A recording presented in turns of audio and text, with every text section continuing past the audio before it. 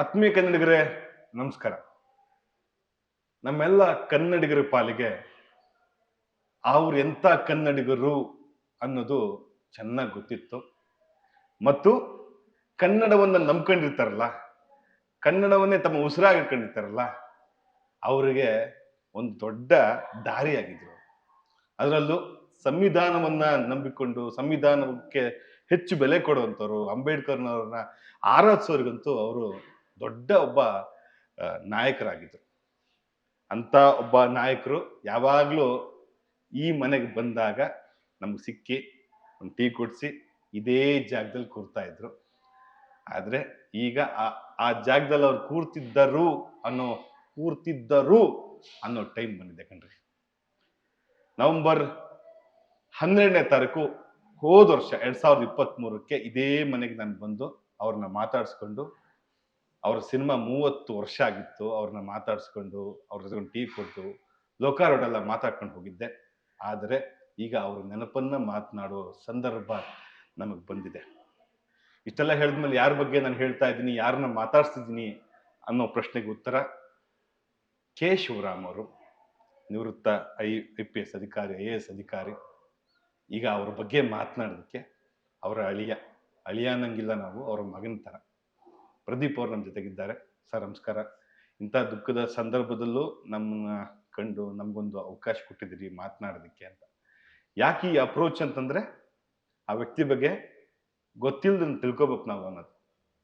ಅವ್ರು ಕಂಡಾಗ, ಅವ್ರು ಸಿಕ್ಕಾಗ, ಅವ್ರ ವ್ಯಕ್ತಿತ್ವ ನೋಡಿದಾಗ, ಅವ್ರ ಡಿಸಿಪ್ಲಿನ್ ನೋಡಿದಾಗಲ್ಲ, ಏನ್ ಗುರು ಇಷ್ಟು ಅದ್ಭುತವಾಗಿದ್ದಾರಲ್ಲ, ಎಷ್ಟು ವರ್ಷ, 70 ವರ್ಷನೇ ಅವರಿಗೆ, 20 ವರ್ಷ ಇದ್ದಂಗೆ ಇದ್ದಾರೆ ಅವರು ಅಂತ.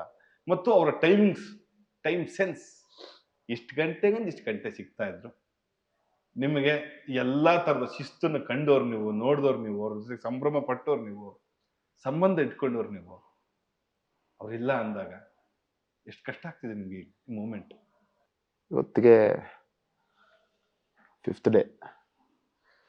ಆಲ್ರೆಡಿ ತುಂಬ ದಿವಸ ಆಗೋಗಿದೆ ಅನ್ನೋ ಥರ ಅನ್ನಿಸ್ತಾ ಇದೆ. ಅಂದರೆ ಆ ಪರ್ಸ್ನಾಲಿಟಿದು ಒಂದು ಏನು ಪ್ರೆಸೆನ್ಸ್ ಇತ್ತಲ್ಲ, ತುಂಬ ದೊಡ್ಡ ಪ್ರೆಸೆನ್ಸ್ ಅದು. ಈ ಮನೆಗಿರ್ಬೋದು, ಈ ಕುಟುಂಬಕ್ಕಿರ್ಬೋದು, ಅಥವಾ ಜನರಿಗಿರ್ಬೋದು. ಎಸ್ಪೆಷಲಿ ಕುಟುಂಬಕ್ಕೆ ಹಿಸ್ ಪ್ರೆಸೆನ್ಸ್ ವಾಸ್ ಒಂಥರ, ಹಿಂದ್ಗಡೆ ಒಂದು ಶಕ್ತಿ ಇದ್ದಾಗ ಮುಂದ್ಗಡೆ ಏನು ಬೇಕಾದ್ರೂ ಮಾಡ್ಬೋದು ಅನ್ನೋ ಒಂದು ನಂಬಿಕೆ ಇರುತ್ತೆ. ಅವ್ರು ಇದಾರೆ ಬಿಡು ಅನ್ನೋ ಒಂದು ನಂಬಿಕೆ ಇರುತ್ತೆ ಗೊತ್ತಾ ಇಡೀ ಕುಟುಂಬಕ್ಕೆ. ಆ ನಂಬಿಕೆ ಒಂಥರ ಸುಳ್ಳಾಯ್ತಾ ಅನ್ನೋ ಥರ ಅನಿಸ್ತಾ ಇದೆ ಈ 5 ದಿವಸದಿಂದ. ಖಂಡಿತವಾಗ್ಲೂ ತುಂಬ ಕಷ್ಟ ಆಗ್ತಾ ಇದೆ. ಎವ್ರಿ ಮೊಮೆಂಟಲ್ಲೂ ಅವ್ರು ಕೂತ್ಕೊತಿದ್ದ ಜಾಗ, ಅವ್ರು ಓಡಾಡ್ತಿದ್ದ ಜಾಗ, ಅವರು ತುಂಬ ಈ T-ಶರ್ಟು ಮತ್ತು ಚಡ್ಡಿನ ಪ್ರಿಫರ್ ಮಾಡ್ತಾಯಿದ್ರು ಮನೇಲಿದ್ದಾಗ. ಸೊ ಮೇಲ್ಗಡೆಯಿಂದ ಇಳ್ಕೊಂಬರೋದು, ಅಲ್ಲಿ ಆ ಕಾರ್ ಪಾರ್ಕಿಂಗ್ ಮಾಡೋ ಜಾಗದಲ್ಲಿ ಚಪ್ಪಲಿ ಹಾಕೊಂಡು ನಡ್ಕೊಂಡು ವಾಕಿಂಗ್ ಮಾಡೋರು, ಸಂಜೆ ಆ ಎಡ್ಜಲ್ಲಿ ಕೂತ್ಕೊಂಡು ಚೇರ್ ಹಾಕೊಂಡು ಒಂದು ಹಾಲು ಕುಡಿಯೋದು.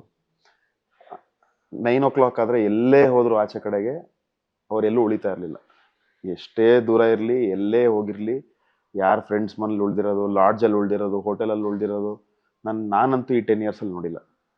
ಸೊ ಎಷ್ಟೇ ದೂರದಲ್ಲಿರಲಿ 9-9:30ಗೆ ಅವರು ಮನೆಗೆ ಬರಲೇಬೇಕು. ಸೊ 9-9:30 ಆಯಿತು ಅಂದರೆ ಕಾರ್ ಸೌಂಡ್ ಆಗುತ್ತೇನೋ ಇವಾಗ, ಡ್ರೈವರ್ ಕರ್ಕೊಂಬರ್ತಾನೆ ಇವಾಗ ಅನ್ನೋ ಮಟ್ಟಕ್ಕೆ ಮಿಸ್ ಮಾಡ್ತಾ ಇದೀವಿ. ಸಮಾಜಮುಖಿ ಮನುಷ್ಯ, ಸಮಾಜದಲ್ಲೇ ಇದ್ದರು ಯಾವಾಗಲೂ, ಬೇರೆಯವ್ರ ಕಷ್ಟ ನಷ್ಟ ಅದನ್ನೆಲ್ಲ ಕೇಳ್ತಿದ್ದರು. ಅದಕ್ಕಾಗಿ ನಾನು ಆ ಲೆವೆಲ್ಗೆ ಆ ಜನ ಇದ್ದಿದ್ದು ನಾನು ಕಂಡೆ ಅವತ್ತು. ಆದರೆ ಒಬ್ಬ ಫ್ಯಾಮಿಲಿ ಮ್ಯಾನ್ ಆಗಿ ಯಾವ ರೀತಿ ಎಲ್ಲರಿಗೂ ಪ್ರೆಸೆಂಟ್ ಆಗಿರ್ತಿದ್ರು, ನಿಮ್ನೆಲ್ಲ ಎಷ್ಟು ಕೇಳ್ಕೊಂತಿದ್ರು, ನಿಮ್ನ ಎಷ್ಟು ಮಾತಾಡ್ತಿದ್ರು, ಇಡೀ ಫ್ಯಾಮಿಲಿ ಮ್ಯಾನ್ ಆಗಿ ಕಂಪ್ಲೀಟ್ ಮ್ಯಾನ್ ಓವರಾಲ್. ಸರ್, 2 ಥರ ವ್ಯಕ್ತಿಗಳಿರ್ತಾರೆ ಎಸ್ಪೆಷಲಿ ಪಬ್ಲಿಕ್ ಲೈಫಲ್ಲಿ. ಇವಾಗ ನಾನು ಒಬ್ಬ ನಟ, ಸುಮಾರು ಪೊಲಿಟಿಷಿಯನ್ಸ್ ಇರ್ತಾರೆ, ಇಲ್ಲ ಈ ಥರ ಪಬ್ಲಿಕ್ ಲೈಫಲ್ಲಿ ಇರುವಂಥ ಯಾವುದೇ ನಿಮ್ಮ ಪ್ರೊಫೆಷನ್ ಕೂಡ ಆಗಿರ್ಬೋದು. ಇವಾಗ ನೀವು ಕೂಡ ಪಬ್ಲಿಕ್ ಲೈಫಲ್ಲಿ ಇರುವಂಥ ವ್ಯಕ್ತಿ. ಸೊ ನಿಮಗೂ ಗೊತ್ತಿರೋದು, ಪಬ್ಲಿಕ್ ಲೈಫಲ್ಲಿ ಒಬ್ಬ ವ್ಯಕ್ತಿ ಇದ್ದಾಗ 2 ಥರ ಲೈಫ್ ಇರೋದು. ಒಂದು ಪ್ಯೂರಲ್ಲಿ ಪಬ್ಲಿಕಲ್ಲಿ ಇರ್ತಾರೆ, ಪರ್ಸ್ನಲ್ ಲೈಫ್ಗೆ ಬೆಲೆ ಕೊಡೋದಕ್ಕೆ ಸಾಧ್ಯನೇ ಇಲ್ಲ, ಎಸ್ಪೆಷಲಿ ಫ್ಯಾಮಿಲಿಗೆ. ಇಲ್ಲಾಂದರೆ ಕೆಲವ್ರು ಇರ್ತಾರೆ ಇಂಟ್ರೋವರ್ಟ್ಸ್ ಆಗಿ, ಅವ್ರ ಫ್ಯಾಮಿಲಿ ಆಯಿತು, ಅವರಾಯಿತು, ಅವ್ರ ಕಾಂಪೌಂಡ್ ಆಯಿತು ಅಂತ ಮನೆ ಬಾಗಿಲು ಹಾಕೊಂಡು ಅಷ್ಟಕ್ಕೆ ಸೀಮಿತವಾಗಿರ್ತಾರೆ. ಸೊ ನಾನು ನೋಡಿದಂಥ ಕೆಲವು ವ್ಯಕ್ತಿಗಳಲ್ಲಿ, ಅಥವಾ ಇವರೊಬ್ಬರೇ ವ್ಯಕ್ತಿ ಅಂತ ಹೇಳ್ಬೋದು, ಎರಡನ್ನೂ ಈಕ್ವಲಿ ಬ್ಯಾಲೆನ್ಸ್ ಮಾಡ್ತಿದ್ದಂಥ ವ್ಯಕ್ತಿ ಅಂತ ಹೇಳ್ಬೇಕಾಗತ್ತೆ. ಪಬ್ಲಿಕ್ ಲೈಫ್ ಹೋದ್ರೂ ಮನೆ ಬಗ್ಗೆ ಒಂದು ಕಾಳಜಿ, ಒಂದು ಗಮನ ಇರೋದು. ಮನೇಲಿ ಕೂತಿದ್ರು ಪಬ್ಲಿಕ್ ಲೈಫ್ ಬಗ್ಗೆ ಒಂದು ಕಾಳಜಿ, ಒಂದು ಗಮನ ಇರೋದು. ಎಕ್ಸಾಂಪಲ್ ಹೆಂಗೆ ಅಂದರೆ, ಎಲ್ಲೋ ಹೋಗಿದ್ದಾರೆ ಆಚೆ ಅಂತ ಅನ್ಕೊಳ್ಳೋಣ, ಅಲ್ಲಿಂದನೂ ಕೂಡ ಫೋನ್ ಮಾಡಿ ಏನು ಮಾಡ್ತಿದ್ದೀರಾ, ಊಟ ಆಯ್ತಾ, ಇಷ್ಟೊತ್ತಿಗೆ ಬರ್ತೀನಿ ಅನ್ನೋ ಒಂದು ಅಪ್ಡೇಟ್ ಸಿಗೋದು. ಅಥವಾ ಇವಾಗ ನಾನೆಲ್ಲೋ ಶೂಟಿಂಗ್ ಹೋಗ್ತಾ ಇದೀನಿ ಅಥವಾ ಯಾವುದೋ ಊರಿಗೆ ಹೋಗ್ತಾ ಇದೀನಿ ಅಂದರೆ ಎವ್ರಿ 1 ಅವರ್ಗೆ ಫಾಲೋ ಅಪ್ ಮಾಡೋರು. ಯಾವ ಊರಲ್ಲಿದ್ದೀರಾ, ಓಕೆ ಈ ಊರಲ್ಲಿದ್ದೀರಾ, ಓಕೆ ಈ ಊರಲ್ಲಿದ್ದೀರಾ, ಓಕೆ ಊಟಕ್ಕೆ ಅಲ್ಲೇ ಹೇಳ, ಓಕೆ ತಿಂಡಿಗೆ ಇಲ್ಲೇ ಹೇಳ, ರೂಮ್ಗಲ್ಲೇ, ಆ ಥರ ಪ್ರತಿಯೊಂದು ಹಂತದಲ್ಲೂ ಒಂದು ಫಾಲೋ ಅಪ್ ಇರೋದು. ಸೊ ಅಷ್ಟು ಒಬ್ಬ ಫ್ಯಾಮಿಲಿಯಿಂದ ಆಚೆ ಹೋಗ್ತಿದ್ದಾರೆ ಅಂದ್ರೂ ಫಾಲೋ ಅಪ್ ಇರೋದು, ಇವ್ರು ಆಚೆ ಹೋದ್ರು ಫ್ಯಾಮಿಲಿ ಜೊತೆಗೆ ಫಾಲೋ ಅಪ್ ಅಲ್ಲಿ ಇಟ್ಕೊಂಡಿರೋದು. ಹಾಗೆ ಅವರ ಫ್ಯಾನ್ಸ್ ಜೊತೆಗಿರ್ಬೋದು, ಅವರ ಬೆಂಬಲಿಗರ ಜೊತೆಗಿರ್ಬೋದು, ಅಥವಾ ಅವ್ರು ಏನು ಪಬ್ಲಿಕ್ ಲೈಫ್ ಅನ್ನೋದಿತ್ತು, ಯಾರ್ಯಾರನ್ನ ಮೀಟ್ ಮಾಡ್ತಾ ಇದ್ರು ಅವ್ರ ಜೊತೆಗೂ ಕೂಡ ಅಷ್ಟೇ ಒಳ್ಳೆ ಒಡನಾಟ ಇಟ್ಕೊಂಡಿದ್ರು. IAS ಆಫೀಸರ್ಸ್ಗಳಿರ್ಬೋದು, ಪೊಲಿಟಿಷಿಯನ್ಸ್ ಇರ್ಬೋದು, ಪೊಲೀಸ್ ಆಫೀಸರ್ಸ್ ಇರ್ಬೋದು, ಸಬ್ ರಿಜಿಸ್ಟ್ರರ್ಸ್ ಇರ್ಬೋದು, ತಹಸೀಲ್ದಾರ್ಸ್ ಇರ್ಬೋದು, ಅಸಿಸ್ಟೆಂಟ್ ಕಮಿಷನರ್ಸ್ ಇರ್ಬೋದು, ಇಡೀ ಕರ್ನಾಟಕದಲ್ಲಿ ಯಾರ ಹತ್ರ ಹೋದ್ರೂ ಕೆ ಶಿವರಾಮ್ ಸಾಹೇಬ್ರು ಅಂದ ತಕ್ಷಣ ಒಂದು ಮಾತು ಒಳ ಕರೆಯೋರು. ಸೊ ಆ ಮಟ್ಟಕ್ಕೆ ಪಬ್ಲಿಕ್ ಲೈಫಲ್ಲಿ ಮತ್ತೆ ಪರ್ಸ್ನಲ್ ಲೈಫಲ್ಲಿ ಒಂದು ಅಟ್ಯಾಚ್ಮೆಂಟ್ ಇಟ್ಕೊಂಡವ್ರು. ಸೊ ನಾನು ನೋಡಿಲ್ಲ, ಯಾಕೆಂದರೆ ನಾನು ಒಂದು ಕ್ಷಣಕ್ಕೆ ಎಲ್ಲರೂ ಆಚೆ ಶೂಟಿಂಗ್ ಅಂತ ಹೋದಾಗ ಇಲ್ಲ ಎಲ್ಲೋ ಹೋದಾಗ ಒಂದು ಕ್ಷಣಕ್ಕೆ ಮರೆಯೋ ಸಾಧ್ಯತೆ ಇರುತ್ತೆ. ಮನೆಯಿಂದ ಫೋನ್ ಬಂದ ತಕ್ಷಣ ಅಯ್ಯೋ ಫೋನ್ ಮಾಡಿಲ್ವಲ್ಲ, ಮಾಡಬೇಕಾಗಿತ್ತು ಅನ್ನೋ ಒಂದು ಅಂತ ಅನಿಸುತ್ತೆ. ಬಟ್ ಅವ್ರು ಹಂಗಲ್ಲ, ಟೈಮ್ ಅಂದರೆ ಕರೆಕ್ಟಾಗಿ ಆ ಟೈಮಿಗೆ ಫೋನ್ ಬರೋದು, ಫಾಲೋ ಅಪ್ಸ್ ಇರೋದು, ಎಲ್ಲಿದ್ದಾರೆ ಅಂತ ಅವರು ತಿಳಿಸೋರು, ಎಲ್ಲಿದ್ದಾರೆ ಅಂತ ತಿಳ್ಕೊಳ್ಳೋರು. ಸೊ ಆ ಥರ ಎರಡೂ ಪರ್ಫೆಕ್ಟಾಗಿ ಬ್ಯಾಲೆನ್ಸ್ ಮಾಡ್ತಿದ್ದಂಥ ಒಂದು ಕಂಪ್ಲೀಟ್ ವ್ಯಕ್ತಿತ್ವ ಅಂತ ಹೇಳಬೇಕಾಗತ್ತೆ. ನಿಮಗೆ ಅವರ ಪರಿಚಯ ಆಗಿದ್ದು ಹೇಗೆ, ಅವರನ್ನು ನೀವು ಫೇಸ್ ಮಾಡಿದ ಮೊದಲು ಹೆಂಗೆ, ಮತ್ತು ಅವರ ಬಾಂಧವ್ಯ ವೃದ್ಧಿ ಆಗಿದೆ ಹೇಗೆ? ಮೊದಲು ಅವ್ರನ್ನ ನೋಡಿದ್ದು ಹೆಂಗೆ ಅಂದರೆ ಅಫ್ಕೋರ್ಸ್ ಸಿನಿಮಾಲಿ ನೋಡಿದ್ದೆ. ಅವಾಗಿನ್ನೂ ನಾನು ತುಂಬ ಚಿಕ್ಕವನು. ಅದಾದ ನಂತರ ಈ ಪೇಪರಲ್ಲಿ ಆರ್ಟಿಕಲ್ಸು, ನ್ಯೂಸಲ್ಲಿ ಈ ಥರ DC ಯಾಕೆ ಹಿಂಗೆ ಮಾಡಿದ್ರಂತೆ, ಹಂಗೆ ಮಾಡಿದ್ರಂತೆ ಅನ್ನೋದು ನ್ಯೂಸಲ್ಲಿ ಬರೋದಲ್ಲ. ಎಸ್ಪೆಷಲಿ ಒಂದು ನ್ಯೂಸ್ ಸೆನ್ಸೇಷನ್ ಆಗಿತ್ತು, ಚಿತ್ರದುರ್ಗದಲ್ಲಿ ಒಬ್ಬ ವ್ಯಕ್ತಿನ 10 ವರ್ಷ ಕಟ್ಟಾಕ್ಬಿಟ್ಟು ಅವನಿಗೆ ಗಡ್ಡ ಎಲ್ಲ ಬಂದು ಒಂದು ಮನೆ ಒಳಗಡೆ ಕೂಡಾಕ್ಬಿಟ್ಟಿದ್ರು, ಆಸ್ತಿಗೋಸ್ಕರ ಅವನ್ನ ಆಚೆ ಬಿಡಬಾರ್ದು ಅಂತ. ಸೊ ಇವರು ಅಲ್ಲಿ DC ಆಗಿದ್ದಾಗ ಹೋಗಿ ಆ ಮನೆಯಿಂದ ಬಿಡಿಸಿ ಅವನ್ನ, ಅದೊಂದು ಸೆನ್ಸೇಷನಲ್ ನ್ಯೂಸ್ ಆಗಿತ್ತು. ಅಂದರೆ ನಾನು ಅವಾಗ ಸ್ವಲ್ಪ ದೊಡ್ಡವನಾಗಿದ್ದೆ. ಸೊ ಆ ಥರದ ನ್ಯೂಸ್ಗಳೆಲ್ಲ ನೋಡಿದ್ದೆ, ಬಟ್ ಯಾವತ್ತಿಗೂ ಅವ್ರ ಫ್ಯಾಮಿಲಿ ಸದಸ್ಯನಾಗ್ತೀನಿ ಅಂತ ಅಂದ್ಕೊಂಡಿರಲಿಲ್ಲ. ನಂತರ ಜಾಲಿಡೇಸ್ ಸಿನಿಮಾ ನಂದು ಮುಗಿದು ಮೌಂಟ್ ಕಾರ್ಮಲ್ ಕಾಲೇಜ್ನಲ್ಲಿ ಒಂದು ಪ್ರಮೋಷನ್ಸ್ ಹೋಗಿದ್ದೆ. ಅಲ್ಲಿ ನನ್ನ ಪತ್ನಿ ಇಂಚರ ಅವ್ರನ್ನ ನಾನು ನೋಡಿದ್ದು. ಸೊ ನೋಡಿ ಹಾಗೆ ಒಂದು ಫ್ರೆಂಡ್ಶಿಪ್ಪಿಂದ ಸ್ಟಾರ್ಟ್ ಆಯಿತು. ನಾನು ಚಿಂಗಾರಿಗೆ ಶೂಟಿಂಗ್ ಹೋಗಬೇಕಿತ್ತು ಸ್ವಿಟ್ಜರ್ಲ್ಯಾಂಡ್ಗೆ. ಸೊ ಅವಾಗ ಡೈರೆಕ್ಟ್ರು ಪ್ರೊಡ್ಯೂಸರ್ ಎಲ್ಲ ನನ್ನ ಪಾಸ್ಪೋರ್ಟ್ನ ಕೇಳಿದ್ರು, ಸ್ವಿಟ್ಜರ್ಲ್ಯಾಂಡ್ಗೆ ಶೂಟಿಂಗ್ ಹೋಗಬೇಕು ಅಂತ. ಪಾಸ್ಪೋರ್ಟ್ ಕೊಟ್ಟೆ, ನೋಡಿದ್ರೆ ಇನ್ 3 ಡೇಸಲ್ಲಿ ಎಕ್ಸ್ಪೈರಿ ಇತ್ತು. So minimum 6 months expiry date ಒಳಗಡೆ ಇತ್ತು ಅಂದರೆ ಟ್ರಾವೆಲ್ ಮಾಡೋದಕ್ಕೆ ಬಿಡೋದಿಲ್ಲ. ಬಟ್ ನಮಗೆ ಕಾಲಾವಕಾಶ ಇದ್ದಿದ್ದು ಕೇವಲ 12 ದಿನ. ಇನ್ನು 12 ದಿನದಲ್ಲಿ ನಾವು ಹೊರಡಬೇಕಿತ್ತು. ಅಂದರೆ ಒಂದು ಸುಮಾರು 3 ರಿಂದ 4 ದಿನದೊಳಗಡೆ ಪಾಸ್ಪೋರ್ಟು ರಿನ್ಯೂವಲ್ ಆಗಲೇಬೇಕಿತ್ತು. ಸೊ ಅವಾಗ ನನ್ನ ವೈಫ್ಗೆ ತಂದೆ ಇಂಥವ್ರು ಅಂತ ಗೊತ್ತಿತ್ತಲ್ಲ, ಅವಾಗಿನ್ನೂ ನಾವೇನು ಸ್ನೇಹಿತರಾಗಿದ್ವಿ ಅಂದರೆ ಒಂದು ಮಟ್ಟಕ್ಕೆ ಸ್ನೇಹಕ್ಕಿಂತ ಒಂದು ಮಟ್ಟ ಮುಂದಕ್ಕೆ ಹೋಗಿತ್ತು.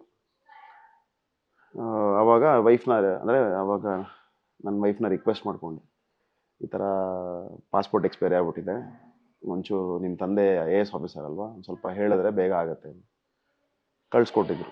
ಸೊ ಅವಾಗ ಫಸ್ಟ್ ಟೈಮು ಅವರ ಕ್ಯಾಬಿನ್ಗೆ ಹೋಗಿ, ಇಲ್ಲಿ MS ಬಿಲ್ಡಿಂಗ್ ಇದೆಯಲ್ಲ ಅಲ್ಲಿ ಹೋಗಿ ಅವ್ರ ಕ್ಯಾಬಿನಲ್ಲಿ ಫಸ್ಟ್ ಟೈಮ್ ಭೇಟಿಯಾಗಿ ನನ್ನ ಅಪ್ಲಿಕೇಶನ್ನ ಕೊಟ್ಟು ಮೀಟ್ ಮಾಡಿ ಬಂದಿದ್ದೆ.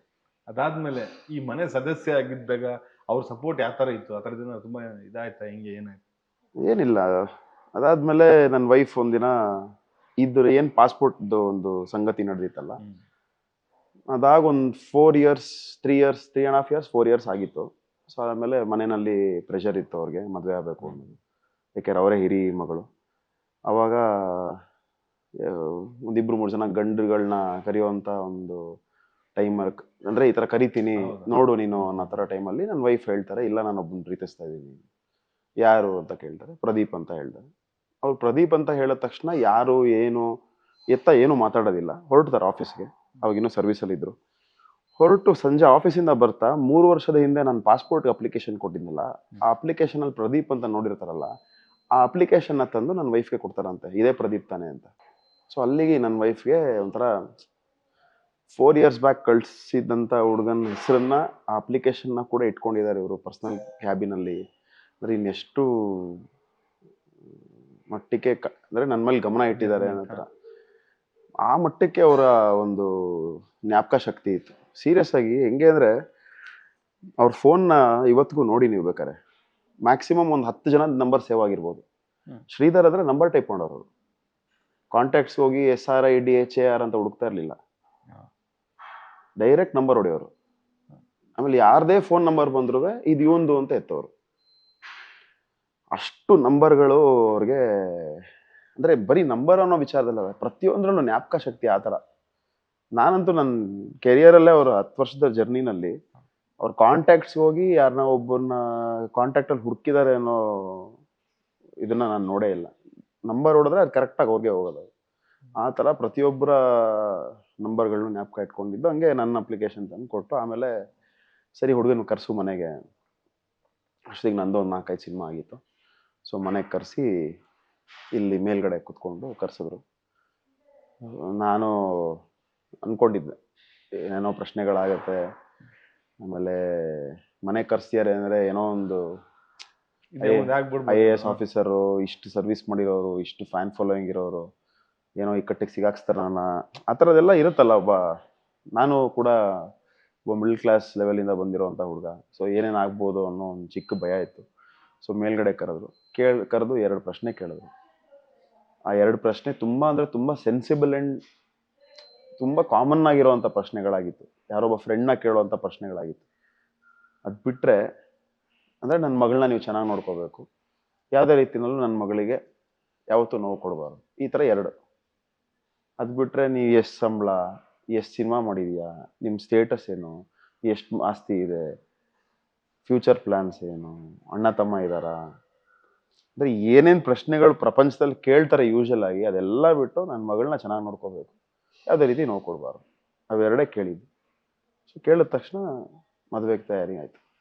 ಅದಾದ ನಂತರ ಅವರ ನಿಮ್ಮ ಬಾಂಧವ್ಯ ಅಳಿಯ ಮಾವನಾಗೆ ಇತ್ತ ಅಥವಾ ಮುಂದೆ ತುಂಬ ಬಾಂಧವ್ಯದಲ್ಲಿ ಒಂದು ಗ್ಯಾಪ್ ಇರುತ್ತಲ್ಲ, ಒಂದು ಅಂದ್ರೆ ಇಷ್ಟೇ ರೆಸ್ಪೆಕ್ಟ್, ಇಷ್ಟು ಅಷ್ಟೇ ಮಾತಾಡೋಣ, ಆ ಥರ ನೀವು ಹೆಂಗೆ ಅವ್ರನ್ನ ಕಾಣ್ತಿದ್ರಿ, ಅವ್ರು ನಿಮ್ಮನ್ನ ಹೆಂಗೆ ಕಾಣ್ತಿದ್ರಿ? ಆನೆಸ್ಟ್ಲಿ ನನ್ಗೆ ಆ ಥರದ್ದು ಯಾವುದೇ ಹಿಂಡ್ರೆನ್ಸ್ ಇರಲಿಲ್ಲ. ಅಂದರೆ ಫಸ್ಟ್ ಇನಿಷಿಯಲ್ ಆಗಿ ಎಂಗೇಜ್ಮೆಂಟ್ ಆಗೋ ತನಕ ಅಂಕಲ್ ಅಂತ ಕರಿತಿದ್ದೆ. ಎಂಗೇಜ್ಮೆಂಟು ಇದೇ ಮನೇಲೇ ನಡೆದಿದ್ದು. ಸೊ ಎಂಗೇಜ್ಮೆಂಟ್ ಆಗಿದ್ದು ನೆಕ್ಸ್ಟ್ ಡೇಗೆ ನನಗೆ ಹೆಂಗೆ ಅಂದರೆ ಒಬ್ಬ ಪಕ್ಕಾ ಕನ್ನಡದ ಹುಡುಗನಾಗಿ ಹೋಗೋ ಬರೋರ್ನೆಲ್ಲ ಅಂಕಲ್ ಆಂಟಿ ಅಂತ ಕರೆದು, ಸ್ವಂತ ಮಾವನ್ನು ಕೂಡ ಅಂಕಲ್ ಆಂಟಿ ಅಂತ ಕರೆದೆ. ಅದಕ್ಕೊಂದು ಇಲ್ಲ. ದೊಡ್ಡಪ್ಪನ ದೊಡ್ಡಪ್ಪ ಅನ್ಬೇಕು, ಚಿಕ್ಕಪ್ಪನ ಚಿಕ್ಕಪ್ಪ ಅನ್ಬೇಕು, ಅತ್ತೆನ ಅತ್ತೆ ಅನ್ಬೇಕು, ಮಾವನ್ ಮಾವ ಅನ್ಬೇಕು. ಆ ಥರ ಏನು ಇವಾಗ ಹೆಂಡತಿ ತಂಗಿ ಗಂಡನ ಷಡ್ಕ ಅನ್ಬೇಕು, ಅಕ್ಕ ಗಂಡನ ಭಾವ ಅನ್ಬೇಕು. ಈ ಥರ ಏನು ನಮ್ಮ ಕನ್ನಡದ ಬಾಂಧವ್ಯದ ಹೆಸರುಗಳಿದೆ ಅದರಲ್ಲಿ ಕರಿಬೇಕು ಅನ್ನೋದು ನನ್ನ ಬಹಳ ಆಸೆ. ಸೊ ಹಂಗಾಗಿ ನಾನು ಎಂಗೇಜ್ಮೆಂಟ್ ರಿಂಗ್ ಹಾಕಿದ ನೆಕ್ಸ್ಟ್ ಮೂಮೆಂಟ್ ಫಸ್ಟ್ ಕಾಲಿಗೆ ಬಿದ್ದು ನಮಸ್ಕಾರ ಮಾಡ್ಬೇಕಾ, ಥ್ಯಾಂಕ್ ಯು ಮಾವ ಅಂತ ಸ್ಟಾರ್ಟ್ ಮಾಡಿದೆ. ಸೊ ಅಲ್ಲಿಂದ ನನ್ನ ಜರ್ನಿ ಒಬ್ಬ ಅಳಿಯ ಮಾವನ ಸಂಬಂಧ ಸ್ಟಾರ್ಟ್ ಆಗಿದ್ದು. ನನಗೆ ಅಂಕಲ್ ಆಂಟಿಗಳಲ್ಲಿ ರೋಡಲ್ಲಿ ಹೋಗೋರ್ನು ಅಂಕಲ್ ಆಂಟಿ ಇರ್ತಿದ್ರು. ಸೊ ಅವ್ರಿಗೂ ಅಂಕಲ್ ಆಂಟಿ ಅಂತ ಮನೆಯಲ್ಲಿರೋ ಅಂಕಲ್ ಆಂಟಿ ಅಂದರೆ ಅದು ಸಂಬಂಧಕ್ಕೆ ಬೆಲೆನೇ ಇರಲ್ಲ ಅಂತ ಅವತ್ತಿಂದ ಜರ್ನಿ ಹಂಗೆ ಸ್ಟಾರ್ಟ್ ಆಯಿತು. ಆಮೇಲೆ ಹೋಗ್ತಾ ಹೋಗ್ತಾ ಹೋಗ್ತಾ ಹೋಗ್ತಾ ತುಂಬ ಎಕ್ಸ್ಪ್ರೆಸ್ ಮಾಡ್ತಾಯಿದ್ರು. ಅಂದರೆ ಅವ್ರಿಗೂ ಮಗ ಆಗಬೇಕು ಅನ್ನೋ ಒಂದು ಆಸೆ ಇತ್ತು, ಅವ್ರನ್ನ ಸಿನಿಮಾ ನಟ ಮಾಡಬೇಕು ಅನ್ನೋ ಆಸೆ ಇತ್ತು.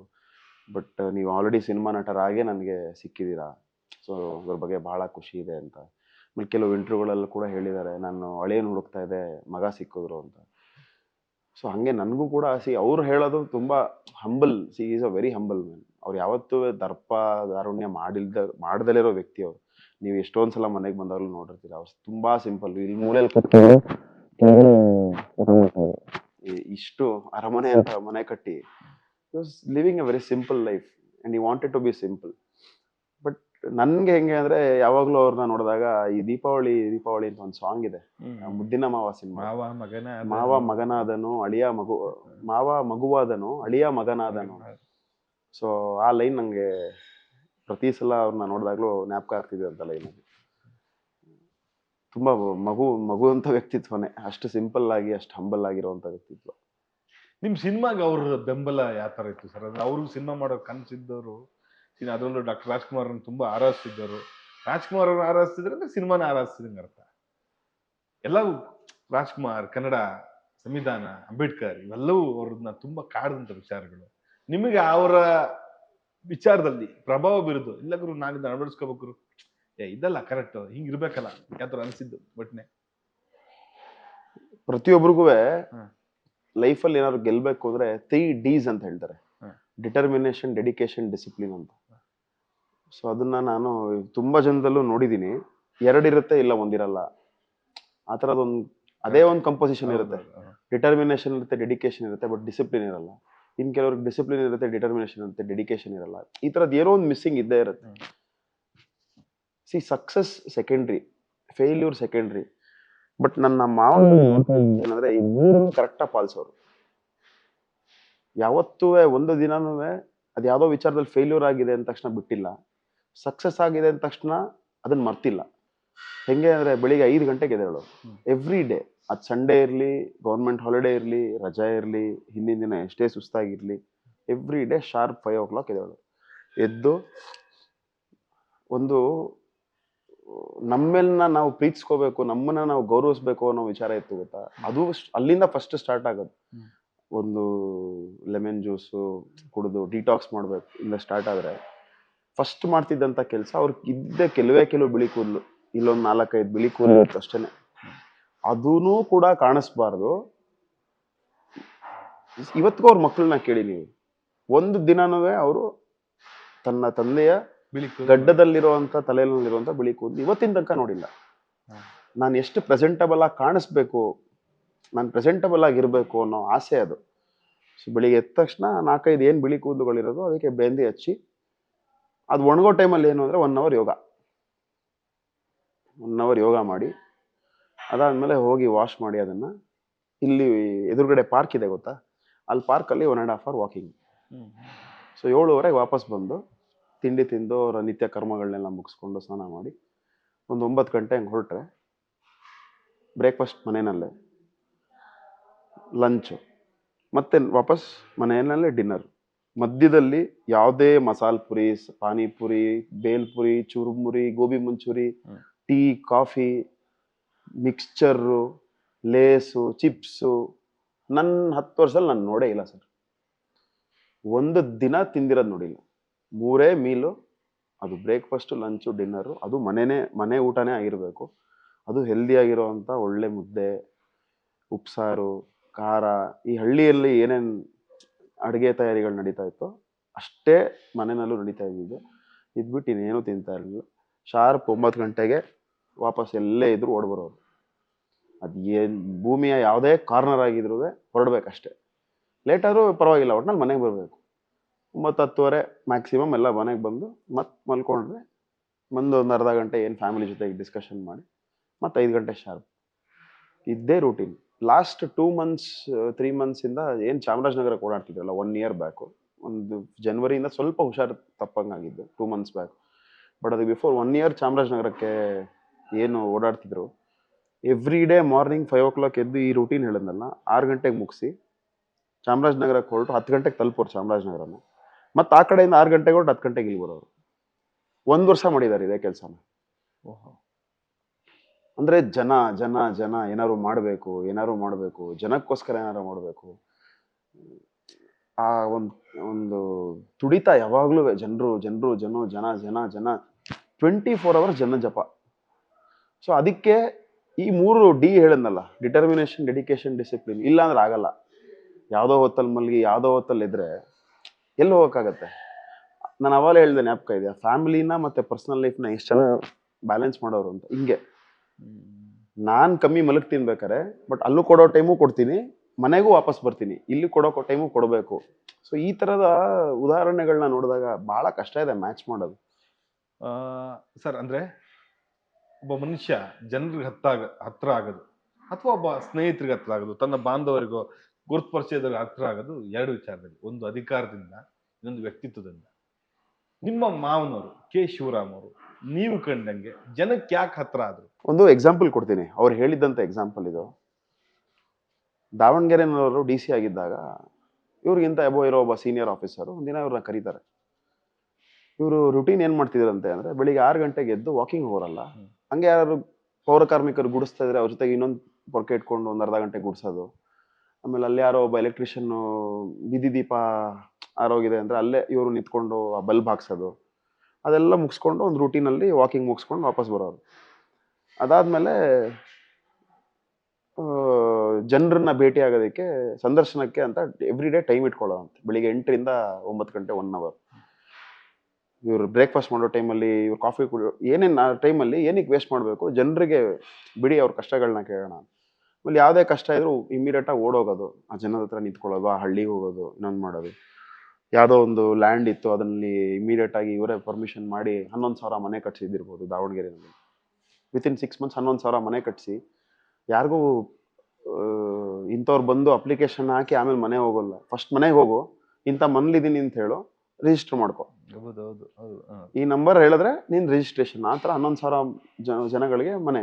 ಇಲ್ಲಿ ಮೈಸೂರಲ್ಲಿ ಇದ್ದಾಗಲೂ ಅದೇ ಥರ. ಸೊ ದಾವಣಗೆರೆ ಇದು ಎಕ್ಸಾಂಪಲ್ ಹೇಳ್ತಾ ಇದ್ನಲ್ಲ.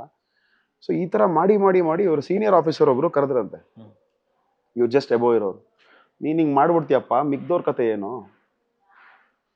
ಇವಾಗ ನೀನು ಹಿಂಗೆ ಮಾಡಿದ್ರೆ ಮಿಗ್ದವ್ರನ್ನೂ ಕೇಳ್ತಾರಲ್ಲ ಇದೇ ಥರ ಮಾಡು ಅಂತ. ನೀನೊಬ್ಬ IAS ಆಫೀಸರು, ನೀನೊಬ್ಬ VIP, ನೀನು ಜನರಿಂದ ದೂರ ಇರಬೇಕು, ಆವಾಗಲೇ ನಿನಗೆ ಬೆಲೆ. ನೀನು ಎಷ್ಟು ಜನರ ಹತ್ರ ಹೋಗ್ತೀಯಾ, ಕೆಲಸ ಅಷ್ಟು ಬೇಗ ಆಗುತ್ತೆ. ಸೊ ಅವಾಗ ಎಲ್ಲಿ ಬೆಲೆ ಇರುತ್ತೆ ಅನ್ನೋ ಥರ ಮಾತಾಡಿದಾಗ ಇವರು ವಾಪಸ್ ಅದನ್ನೇ ಹೇಳಿದ್ದಾರೆ, ನೀವೇನಾದ್ರು ಅಂದ್ಕೊಳ್ಳಿ, ನೀವೇನಾದ್ರು ಮಾಡಿ, ನಾನು ಇರೋದೇ ಹಿಂಗೆ, ನಾನು ಮಾಡೋದೇ ಹಿಂಗೆ. ಸೊ ಅದಕ್ಕೆ ನೀವು ಅಬ್ಸರ್ವ್ ಮಾಡಿದ್ರೆ ಅವ್ರ ಕೆರಿಯರಲ್ಲೂ ಕೂಡ ಪ್ರಮೋಷನ್ಸು ಟ್ರಾನ್ಸ್ಫರ್ಸು ಬೇಗ ಬೇಗ ಆಗ್ತಾಯಿತ್ತು. ಏನಕ್ಕೆ ಪ್ರಮೋಷನ್ಸು ಟ್ರಾನ್ಸ್ಫರ್ಸು ಕೆಲವು ಸಲ ಬೇಗ ಆಗುತ್ತೆ ಅಂದರೆ ಎಲ್ಲನೂ ಒಳ್ಳೆ ವಿಚಾರಕ್ಕಲ್ಲ.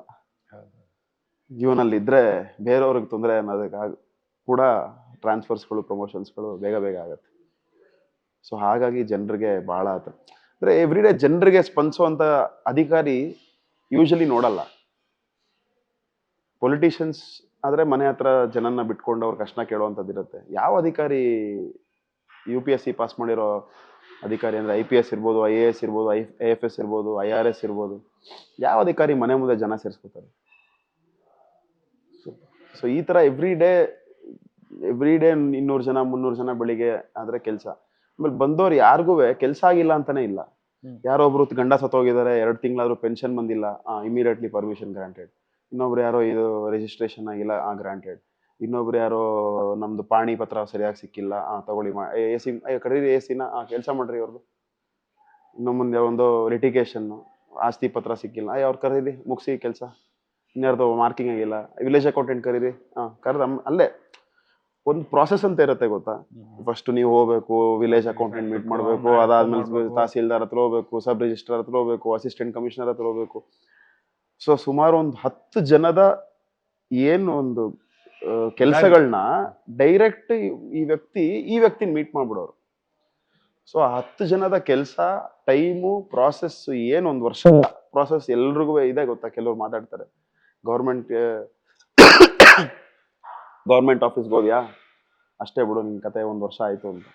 ಸೊ ಆ ಥರ ಅದನ್ನ ಸ್ಟಾಪ್ ಮಾಡಿದ್ರಲ್ಲ, ಅದಕ್ಕೆ ಜನಕ್ಕೆ ಹತ್ರ ಆಗಿದ್ದು. ಈ ಆಸ್ಪತ್ರೆಗೆ ಹೋದ್ರೆ ಹುಷಾರಾಗಿ ಬಂದ್ರೆ ದೊಡ್ಡ ವಿಚಾರ ಅಂತ ಅನಿಸ್ತಾ ಇದೆ ಅನ್ಸುತ್ತೆ ನನಗೆ. ಯಾಕಂದ್ರೆ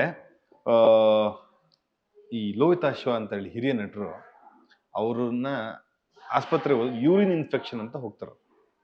ಆದ್ರೆ ಅವ್ರು ಬರಬೇಕಾದ್ರೆ ಹಾರ್ಟ್ ಅಟ್ಯಾಕು ಮತ್ತೊಂದು ಮಗದೊಂದು ಆಗಿ ಅವರು ಹೋದವರು ಬಾಡಿಯಾಗಿ ವಾಪಸ್ ಬಂದ್ಬಿಡ್ತಾರೆ. ನಾನು ಅದನ್ನ ಹತ್ತಿರದಿಂದ ನೋಡಿದ್ದೆ, 15-20 ದಿವಸ ಫಾಲೋ ಅಪ್ ಮಾಡಿದ್ದೆ ಅದನ್ನ.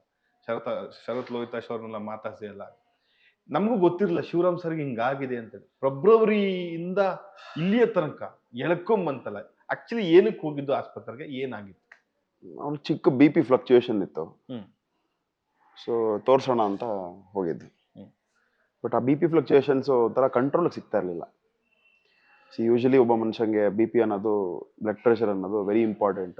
ನಮ್ಮ ರಕ್ತನಾಳಗಳಿಗೆ ರಕ್ತ ಸಂಚಲನ ಆಗದೆ ಬ್ಲಡ್ ಪ್ರೆಷರ್ ಇಂದ ಅದು ಎಷ್ಟು ಮಟ್ಟಕ್ಕೆ ಇರಬೇಕು ಅಷ್ಟೇ ಮಟ್ಟಕ್ಕೆ ಇರಬೇಕು.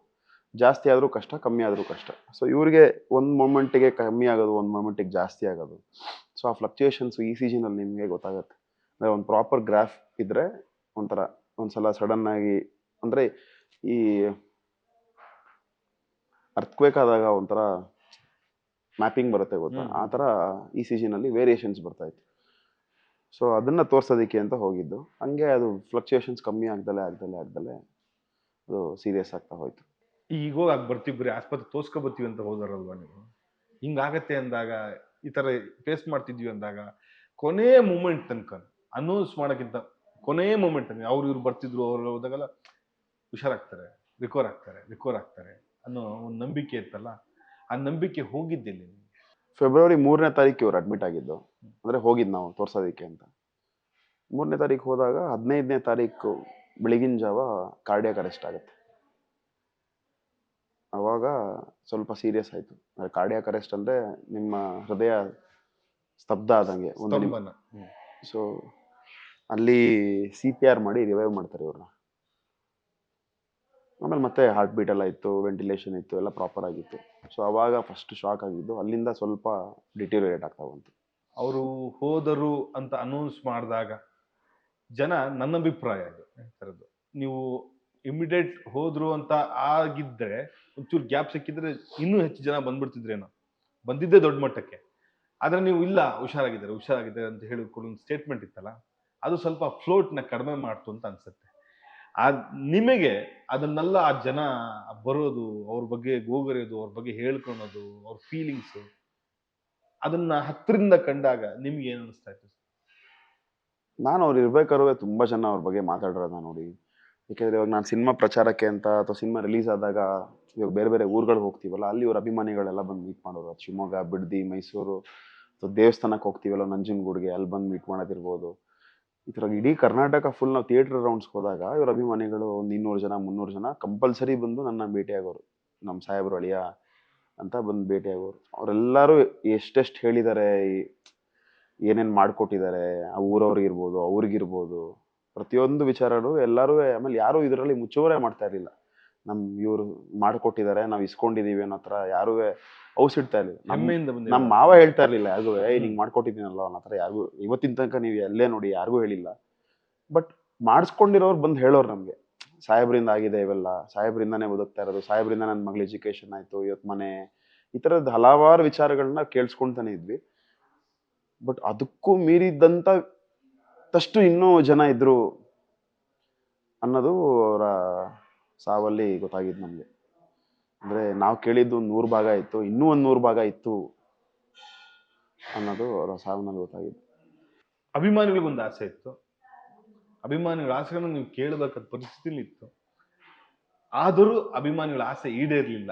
ಅವರ ಅಂತಿಮ ಸಂಸ್ಕಾರವನ್ನ, ಅವರ ಒಂದು ಜಾಗವನ್ನ, ಪುಣ್ಯ ಸ್ಥಳವನ್ನ ಒಂದು ಜಾಗದಲ್ಲಿ ನಿಗದಿ ಮಾಡಬೇಕು ಅಂತ ಹೇಳಿ.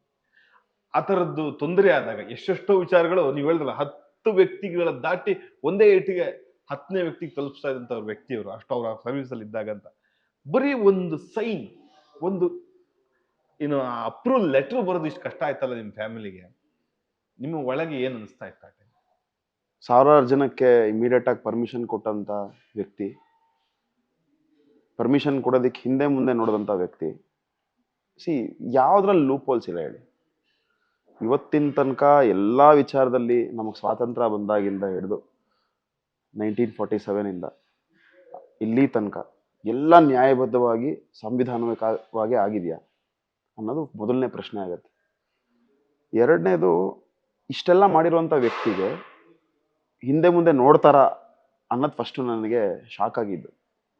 ಅಂದರೆ ನಾವು ಅದನ್ನು ಊಹಿಸಿರ್ಲಿಲ್ಲ, ಹಿಂದೆ ಮುಂದೆ ನೋಡಲ್ಲ, ಇಷ್ಟು ಸೇವೆ ಮಾಡಿರೋವಂಥ ವ್ಯಕ್ತಿ ಹಿಂದೆ ಮುಂದೆ ನೋಡಲ್ಲ ಅಂತ ಅನ್ಕೊಂಡಿದ್ವಿ. ಆಮೇಲೆ ಇದಕ್ಕೂ ಇಷ್ಟೊಂದು ನೋಡ್ತಾರೆ ಅನ್ನೋದು ಎರಡನೇ ಬೇಜಾರಾಗಿದ್ದು. ಮೂರನೇದಾಗಿ ಏನಂದರೆ, ಖಂಡಿತವಾಗ್ಲೂ ಕುಟುಂಬದವರಿಗೆ ನಮಗೆ ಅವರು ನಮ್ಮ ಜಾಗದಲ್ಲಿ ನಮ್ಮ ತೋಟದಲ್ಲೇ ಇರಬೇಕು. ಯಾಕೆಂದರೆ ಅವರು ಹುಟ್ಟದಾಗಿಂದ ಏನು ಕಡು ಬಡತನ ಗುಡಿಸಿನಲ್ಲಿ ಕೂತ್ಕೊಂಡು ಅಲ್ಲಿಂದ IAS ಅಧಿಕಾರಿಯಾಗಿ ಇಷ್ಟು ಸೇವೆ ಮಾಡಿ ಇಷ್ಟು ಅಪಾರ ಜನಸಂಖ್ಯೆನ ಅವರ ಅಭಿಮಾನಿಗಳಾಗಿ ಬೆಂಬಲಿಗರಾಗಿ ಸಂಪಾದಿಸೋ ತನಕ ಹಿಡಿದು ಒಂದು ದಿನನೂ ಅವರು ಯಾರ ಹತ್ರನೂ ಮನೆಗೆ ಹೋಗಿ ಕೈ ಚಾಚಿಲ್ಲ.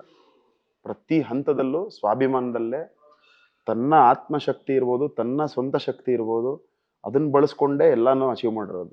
ಸೊ ಈ ವಿಚಾರಕ್ಕೆ ನಾವು ಯಾರ ಹತ್ರನೂ ಹೋಗಬಾರ್ದು ಅಂತ ನಾವು ಫ್ಯಾಮಿಲಿಯವರು ಒಂದು ನಿರ್ಧಾರ ತಗೊಂಡಿದ್ವಿ. ಬಟ್ ಅಭಿಮಾನಿಗಳು ಬಂದು ಇಲ್ಲ ಅಂತ ಹೇಳಿದಾಗ ನಮಗೂ ಸತ್ಯ ಅಂತ ಅನ್ನಿಸ್ತು. ಯಾಕೆ ಅಂದರೆ, ಕರ್ನಾಟಕದಲ್ಲಿ ಮೊದಲಿಗರು ಅಂತ ಬಂದರೆ ಇವ್ರ ಹೆಸರು ಬಂದೇ ಬರುತ್ತೆ. ಅದು ಇತಿಹಾಸ. ಆ ಇತಿಹಾಸನ ಇನ್ನೆಷ್ಟೇ 1000 ವರ್ಷ ಹೋದರೂ ಇತಿಹಾಸ ಬದಲಾಯಿಸೋಕ್ಕಾಗಲ್ಲ. ಯಾರೇ ಬರಲಿ, ಮೊದಲನೇ ವ್ಯಕ್ತಿ ಕನ್ನಡದಲ್ಲಿ IPS IAS ಪಾಸ್ ಆದಂಥ ವ್ಯಕ್ತಿ ಯಾರು ಕನ್ನಡದಲ್ಲಿ ಅಂತ ಬರೆದ್ರೆ ಅದು ಇವರೇ. ಇನ್ನು ಎಷ್ಟೇ ಜನ ಕನ್ನಡದಲ್ಲಿ ಪಾಸ್ ಆದ್ರೂ ಇವ್ರು ಆಗಕ್ಕಾಗಲ್ಲ. ಸೊ ಅದಕ್ಕಿಂತ ಇನ್ನೇನು ಅಚೀವ್ಮೆಂಟ್ ಬೇಕು? ಎಲ್ರೂ ಕನ್ನಡ ನಾಡಿಗೆ ದುಡಿಬೇಕು, ಕನ್ನಡದ ಗೌರವನ ನಾವು ಅದಕ್ಕೋಸ್ಕರ ಕೆಲಸ ಮಾಡಬೇಕು, ಅದನ್ನು ಹೆಚ್ಚಕ್ಕೋಸ್ಕರ ಕೆಲಸ ಮಾಡಬೇಕು, ಕನ್ನಡ ಉಳಿಸಿ, ಕನ್ನಡ ಬೆಳೆಸಿ, ನಾಮಫಲಕ ಬದಲಾಯಿಸಿ, ಕನ್ನಡದಲ್ಲಿ ಮಾತಾಡಿ, ಸ್ಕೂಲಲ್ಲಿ ಫಸ್ಟ್ ಲ್ಯಾಂಗ್ವೇಜ್ ಕನ್ನಡ ಇಡಿ ಅಥವಾ 3 ಲ್ಯಾಂಗ್ವೇಜಲ್ಲಿ ಒಂದು ಕನ್ನಡ ಇಡಿ, ಇಷ್ಟು ಹೋರಾಟ ನಡೀತಾ ಇದೆ ಶ್ರೀಧರ್ ಇವತ್ತಿಗೆ. ಒಂದು ಕಮ್ಮಿ ಹೋರಾಟ ನಡೀತಾ ಇದೆಯಾ? ಕರ್ನಾಟಕದಲ್ಲಿ ಕನ್ನಡ ಮಾತಾಡ್ರಪ್ಪ, ಕನ್ನಡ ಬೋರ್ಡ್ ಹಾಕ್ರಪ್ಪ, ಕನ್ನಡ ಲ್ಯಾಂಗ್ವೇಜ್ ಇಡ್ರಪ್ಪ, ಮಕ್ಳಿಗೆ ಕನ್ನಡ ಕಲಿಸ್ರಪ್ಪ ಅನ್ನೋದಕ್ಕೆ ಹೋರಾಟ. ಆ ಹೋರಾಟದ ನಡುವೆ ಎಷ್ಟು ಜನ ಕನ್ನಡಿಗರು ಅಲ್ದಲೇ ಇರೋರು ಬೆಂಗಳೂರಲ್ಲಿದ್ದಾರೆ. ಹೌದು. ಅವರ ದಬ್ಬಾಳಿಕೆ ಏನಿದೆ ಇವತ್ತು? ಒಬ್ಬ ಝೊಮ್ಯಾಟೊ ಹುಡುಗ ಹೋದ್ರೆ, ಒಬ್ಬ ಸ್ವಿಗ್ಗಿ ಹುಡುಗ ಹೋದ್ರೆ ಅವನು ಕನ್ನಡದಲ್ಲಿ ಬರುತ್ತೆ, ಹಿಂದಿ ಸೆಕ್ಯೂರಿಟಿ ಗಾರ್ಡ್ ನಿಂತಿರ್ತಾನೆ. ಮೊನ್ನೆ ನೋಡ್ತಾ ಇದ್ದೆ, ಲಾಠಿ ತಗೊಂಡು ನೋಡ್ದಿದ್ದಾರೆ ಆ ಸೆಕ್ಯೂರಿಟಿ ಗಾರ್ಡ್. ಇಂಥ ಪರಿಸ್ಥಿತಿನಲ್ಲಿ ಕನ್ನಡದ ಗೌರವವನ್ನ ಹೆಚ್ಚಿಸುವಂತ ಕೆಲಸ ಮಾಡಿರುವಂತ ಮೊದಲನೇ ವ್ಯಕ್ತಿ. ಇವತ್ತಿಗೂ IAS ಕನ್ನಡದಲ್ಲಿ ಪಾಸ್ ಆಗಿ ಸ್ಟೇಜಲ್ಲಿ ಅವ್ರಿಗೆ ಸರ್ಟಿಫಿಕೇಟ್ ಕೊಡ್ತಾರೆ. ಆ ಸ್ಟೇಜಲ್ಲಿ ಇವತ್ತು ನೋಡಿ ನೀವು, 100 ಜನ ಪಾಸ್ ಆಗಿದ್ರೆ ಅದ್ರಲ್ಲಿ 50 ಜನ ಕನ್ನಡದಲ್ಲಿ ಪಾಸ್ ಆಗಿರ್ತಾರೆ, ಅದ್ರಲ್ಲಿ 40 ಜನ ಇವ್ರ ಹೆಸರು ಹೇಳ್ತಾರೆ. ನಮ್ಗೆ ಇವರಿಂದಾನೇ ಗೊತ್ತಾಗಿದ್ದು ನಮ್ಗೆ ಇವರೇ ಶಕ್ತಿ, ಇವರೇ ಸ್ಫೂರ್ತಿ ಅಂತ.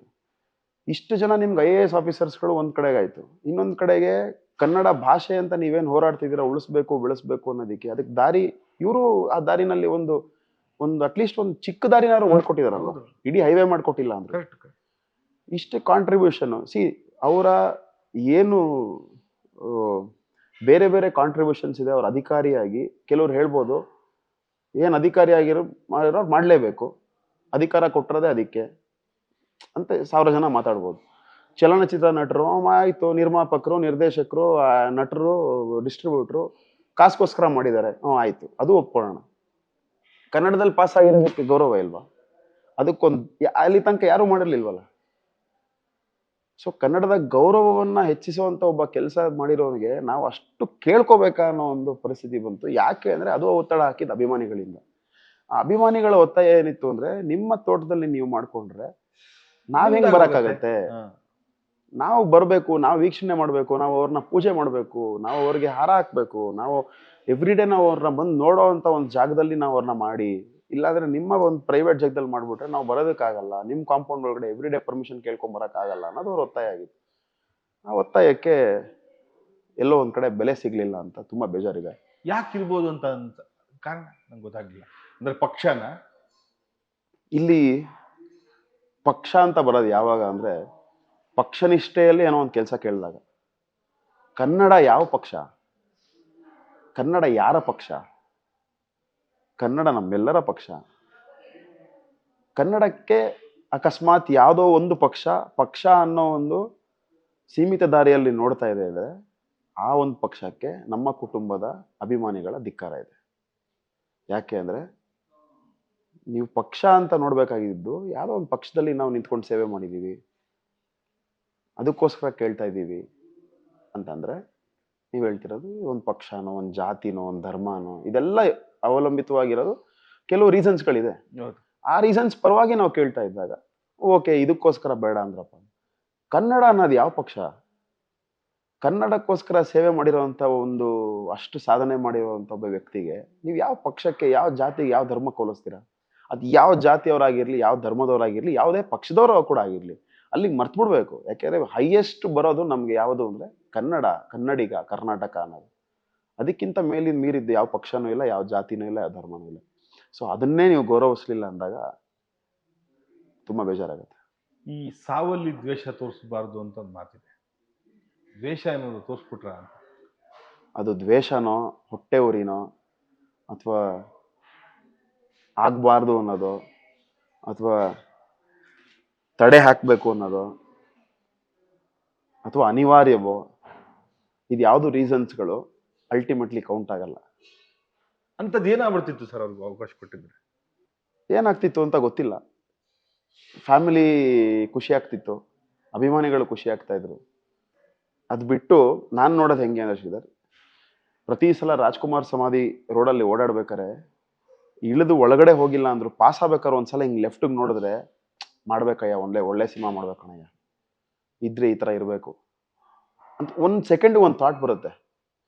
ಯಾವುದೋ ಆಲೋಚನೆಯಲ್ಲಿ ಪಾಸ್ ಆಗ್ತಾ ಇರ್ತೀವಿ, ಮರ್ತು ಬಿಟ್ಟಿರ್ತೀವಿ. ಇವಾಗ ನಾವು ಕೆಲವು ಸಲ ಎಲ್ಲಾ ದಿನಾನೂ ಬರೀ ನಟನೆ ಬಗ್ಗೆ, ಸಿನಿಮಾ ಬಗ್ಗೆನೇ ಯೋಚನೆ ಮಾಡ್ಕೊಂಡು ಇರಕ್ಕಾಗಲ್ಲ. ಯಾವುದೋ ಒಂದು ಪರ್ಸನಲ್ ಪ್ರೆಷರ್ ಇರ್ಬೋದು, ಫ್ಯಾಮಿಲಿ ಪ್ರೆಷರ್ ಇರ್ಬೋದು, ಸೊ ಇನ್ನೊಂದೇನೋ ಮತ್ತೊಂದೇನೋ ಕೆಲಸದಲ್ಲಿ ಹೋಗಿ ತೊಡಗಿಸ್ಕೊಂಡ್ಬಿಟ್ಟಿರ್ತೀವಿ. ಒಂದು ಕ್ಷಣಕ್ಕೆ ನಾನು ನಟ ಅಂತ ಮರ್ತು ಬಿಟ್ಟಿರ್ತೀವಿ, ಅಥವಾ ನಾವು ಸಿನಿಮಾ ಮಾಡಬೇಕು ಅನ್ನೋದನ್ನ ಮರ್ತು ಬಿಟ್ಟಿರ್ತೀವಿ. ಬಟ್ ಆ ರೋಡಲ್ಲಿ ಪಾಸ್ ಆಗ್ಬೇಕಾದ್ರೆ ಒಂದ್ಸಲ ಹಿಂಗ್ ಲೆಫ್ಟ್ಗೆ ಅಪ್ಪು ಸರ್ನೋ, ರಾಜ್ಕುಮಾರ್ ಸರ್ನೋ, ಅಂಬರೀಷ್ ಅಲ್ಲಿ ಇದೆ ಗೊತ್ತಾ, ಹಿಂಗ್ ಪಾಸ್ ಆದ ತಕ್ಷಣ ಅಲ್ಲಿ ಅನ್ಸುತ್ತೆ ಇದ್ರೆ ಹಿಂಗಿರ್ಬೇಕು, ಇದ್ರೆ ಈ ತರ ಆಕ್ಟಿಂಗ್ ಮಾಡ್ಬೇಕು ಅಂತ. ಆ ತರ ಇವ್ರನ್ನ ನೋಡಿದ್ರೆ 1000 ಜನ ಕನಿಸ್ತಿರ್ಲಿಲ್ವಾ? ಈ ತರ ಅಧಿಕಾರಿಯಾಗಿರ್ಬೇಕಾಗಿತ್ತು, ಈ ತರ ಕನ್ನಡದಲ್ಲಿ ಪಾಸ್ ಆಗ್ಬೇಕು, ಈ ತರ ಕನ್ನಡದ ಗೌರವವನ್ನು ಹೆಚ್ಚಿಸ್ಬೇಕು, ಅಷ್ಟೇ ನಮ್ಮ ಆಸೆ ಆಗಿದ್ದು. ನಾವ್ ಹೆಂಗೆ ನೋಡಿ ಇನ್ನೊಂದು 10 ಜನನ್ನ ಸ್ಫೂರ್ತಿಯಾಗಿ ನಾವು ತಗೋತೀವೋ, ಅದೇ ತರ ಇವ್ರನ್ನೂ 10 ಜನ ಸ್ಫೂರ್ತಿಯಾಗಿ ತಗೊಳ್ಳೋರು ಇರ್ತಾರೆ. ಅವ್ರಿಗೊಂದು ಅವಕಾಶ ಕೊಡ್ಬೇಕಲ್ಲ, ಜಾಗ ಕೊಡ್ಬೇಕಲ್ಲ. ನಮ್ಮ ತೋಟದಲ್ಲಿ ನಾವು ಹಾಕೊಂಡು ನಾವು ಮಾಡೋದಿಕ್ಕೆ ಖಂಡಿತವಾಗ್ಲೂ ನಮ್ಗೆ ಅಪಾರವಾದ ಗೌರವ ಇದೆ, ನಮ್ದೇ ಅಪಾರವಾದ ಜಾಗ ಕೂಡ ಇದೆ. ನೀವು ಕೂಡ ಬಂದು ನೋಡಿದ್ರಿ. ನಾವ್ ಯಾರನ್ನೂ ಹೋಗಿ ಕೈ ಚಾಚಿ ಕೇಳೋಂಥ ಅವಶ್ಯಕತೆ ಇಲ್ಲ. ಬಟ್ ಸ್ಟಿಲ್ ಯಾಕೆ ಕೇಳಿದ್ವಿ ಅಂದ್ರೆ ಅದು ಕೇವಲ ಒಂದು ಗೌರವದ ಸಂಕೇತವಾಗಿತ್ತೇ ಹೊರತು ಯಾವುದೇ ಬೇಡಿಕೆ, ದಯೆ, ದಾಕ್ಷಿಣ್ಯದಿಂದ ಇರಲಿಲ್ಲ. ನಾನು ಅದನ್ನೇ ಯೋಚನೆ ಮಾಡ್ತಿದ್ದಾಗ ನನ್ನ ಬಣ್ಣನೇ ಇದು. ಆ ವ್ಯಕ್ತಿ ಸ್ವಾಭಿಮಾನಿ ರೀ, ಯಾರ ಜಾಗದಲ್ಲಿ ಇರಕ್ಕೆ ಇಷ್ಟಪಡಲ್ಲ ನೋಡಿ ಕೊನೆಗೆ ಅವ್ರ ಜಾಗಕ್ಕೆ ಅವ್ರು ಹೋದ್ರು. ಅಲ್ವಾ? ನನಗೆ ಅನಿಸ್ತಾ ಇತ್ತು ಕೊನೆಗೂ ನೋಡಿ ಅವ್ರ ಸ್ವಾಭಿಮಾನಿ ಜಾಗಕ್ಕೆ ರೀ. ಅವ್ರು ಹೋದ್ರು. ಸರ್ಕಾರದ್ದೆಲ್ಲ ಫೆಸಿಲಿಟಿ ಇಷ್ಟ ಇಲ್ಲ ಇರ್ಬೇಕು ಅದಕ್ಕೆ ಅವಯ್ಯ ಸರ್ಕಾರದ ಯಾವ ಗೌರವನು ತಗೊಂಡ್ಲಿಲ್ಲ. ವಾಲಂಟಿಯರ್ ಪೊಲೀಸರು ಬಂದಿದ್ರು, ನಾನು ನೋಡಿದೆ. ವಾಲಂಟಿಯರ್ ಬಂದಿದ್ರು, ಅವರ ಶಿಸ್ತು ಅಥವಾ ಅವರೊಂದಷ್ಟು ರಕ್ಷಣೆ ಮಾಡೋದಕ್ಕೆ ವಾಲಂಟಿಯರ್ ಬಂದಿದ್ರು. ಮುಗಿದ ತಕ್ಷಣ ಅವ್ರಿಗೆ ಜನ ಹೋದಂಗೆ ವಾಪಸ್ ಹೋದ್ರು ಅವರು. ನೀವಲ್ಲಿ ನೋಡಿ ಒಬ್ಬ ADGP ನಿಂತ್ಕೊಂಡು ಇಡೀ ಕೆಲಸ ಮಾಡಿಸಿದ್ರು. ಆಮೇಲೆ ಒಬ್ಬ ಕಮಿಷನರ್ ಬಂದಿದ್ರು, SP ಬಂದಿದ್ರು, ಎಲ್ಲರೂ ಗೇಟ್ ಹತ್ರ ಬಂದ್ರು. ಆಯ್ತಾ, ಕುಟುಂಬ ಒಂದು ಮಾತು ಕೇಳುತ್ತೆ. ಯಾಕೆಂದ್ರೆ ಅವಾಗ ತಾನೇ ಸರ್ಕಾರಿ ಅಧಿಕಾರಿಗಳಿಂದ ಅಥವಾ ಸರ್ಕಾರದಿಂದ ಏನೇನು ನೋವಾಗಿತ್ತು ಆ ಮೂಮೆಂಟಲ್ಲಿ 10 ನಿಮಿಷದ ಹಿಂದೆ ಜಾಗ ಕೊಡಲ್ಲ ಅನ್ನೋ ವಿಚಾರದಲ್ಲಿ. ಸೊ ಕುಟುಂಬ ಒಂದು ಮಾತು ಹೇಳುತ್ತೆ ಅವ್ರಿಗೆ, ನೀವು ಅಧಿಕಾರಿಗಳಾದ್ರೆ ಬರಬೇಡಿ ಅಂತ. ಅದಕ್ಕೆ ಅವ್ರು ಫಸ್ಟ್ ಒಂದು ಮಾತು ಹೇಳ್ತಾರೆ, ನಾವು ಅಧಿಕಾರಿಗಳಾಗಿ ಬಂದಿಲ್ಲ, ನಾವು ಅವ್ರ ಸ್ನೇಹಿತರಾಗಿ ಬಂದಿದ್ದೀವಿ ಅಂತ.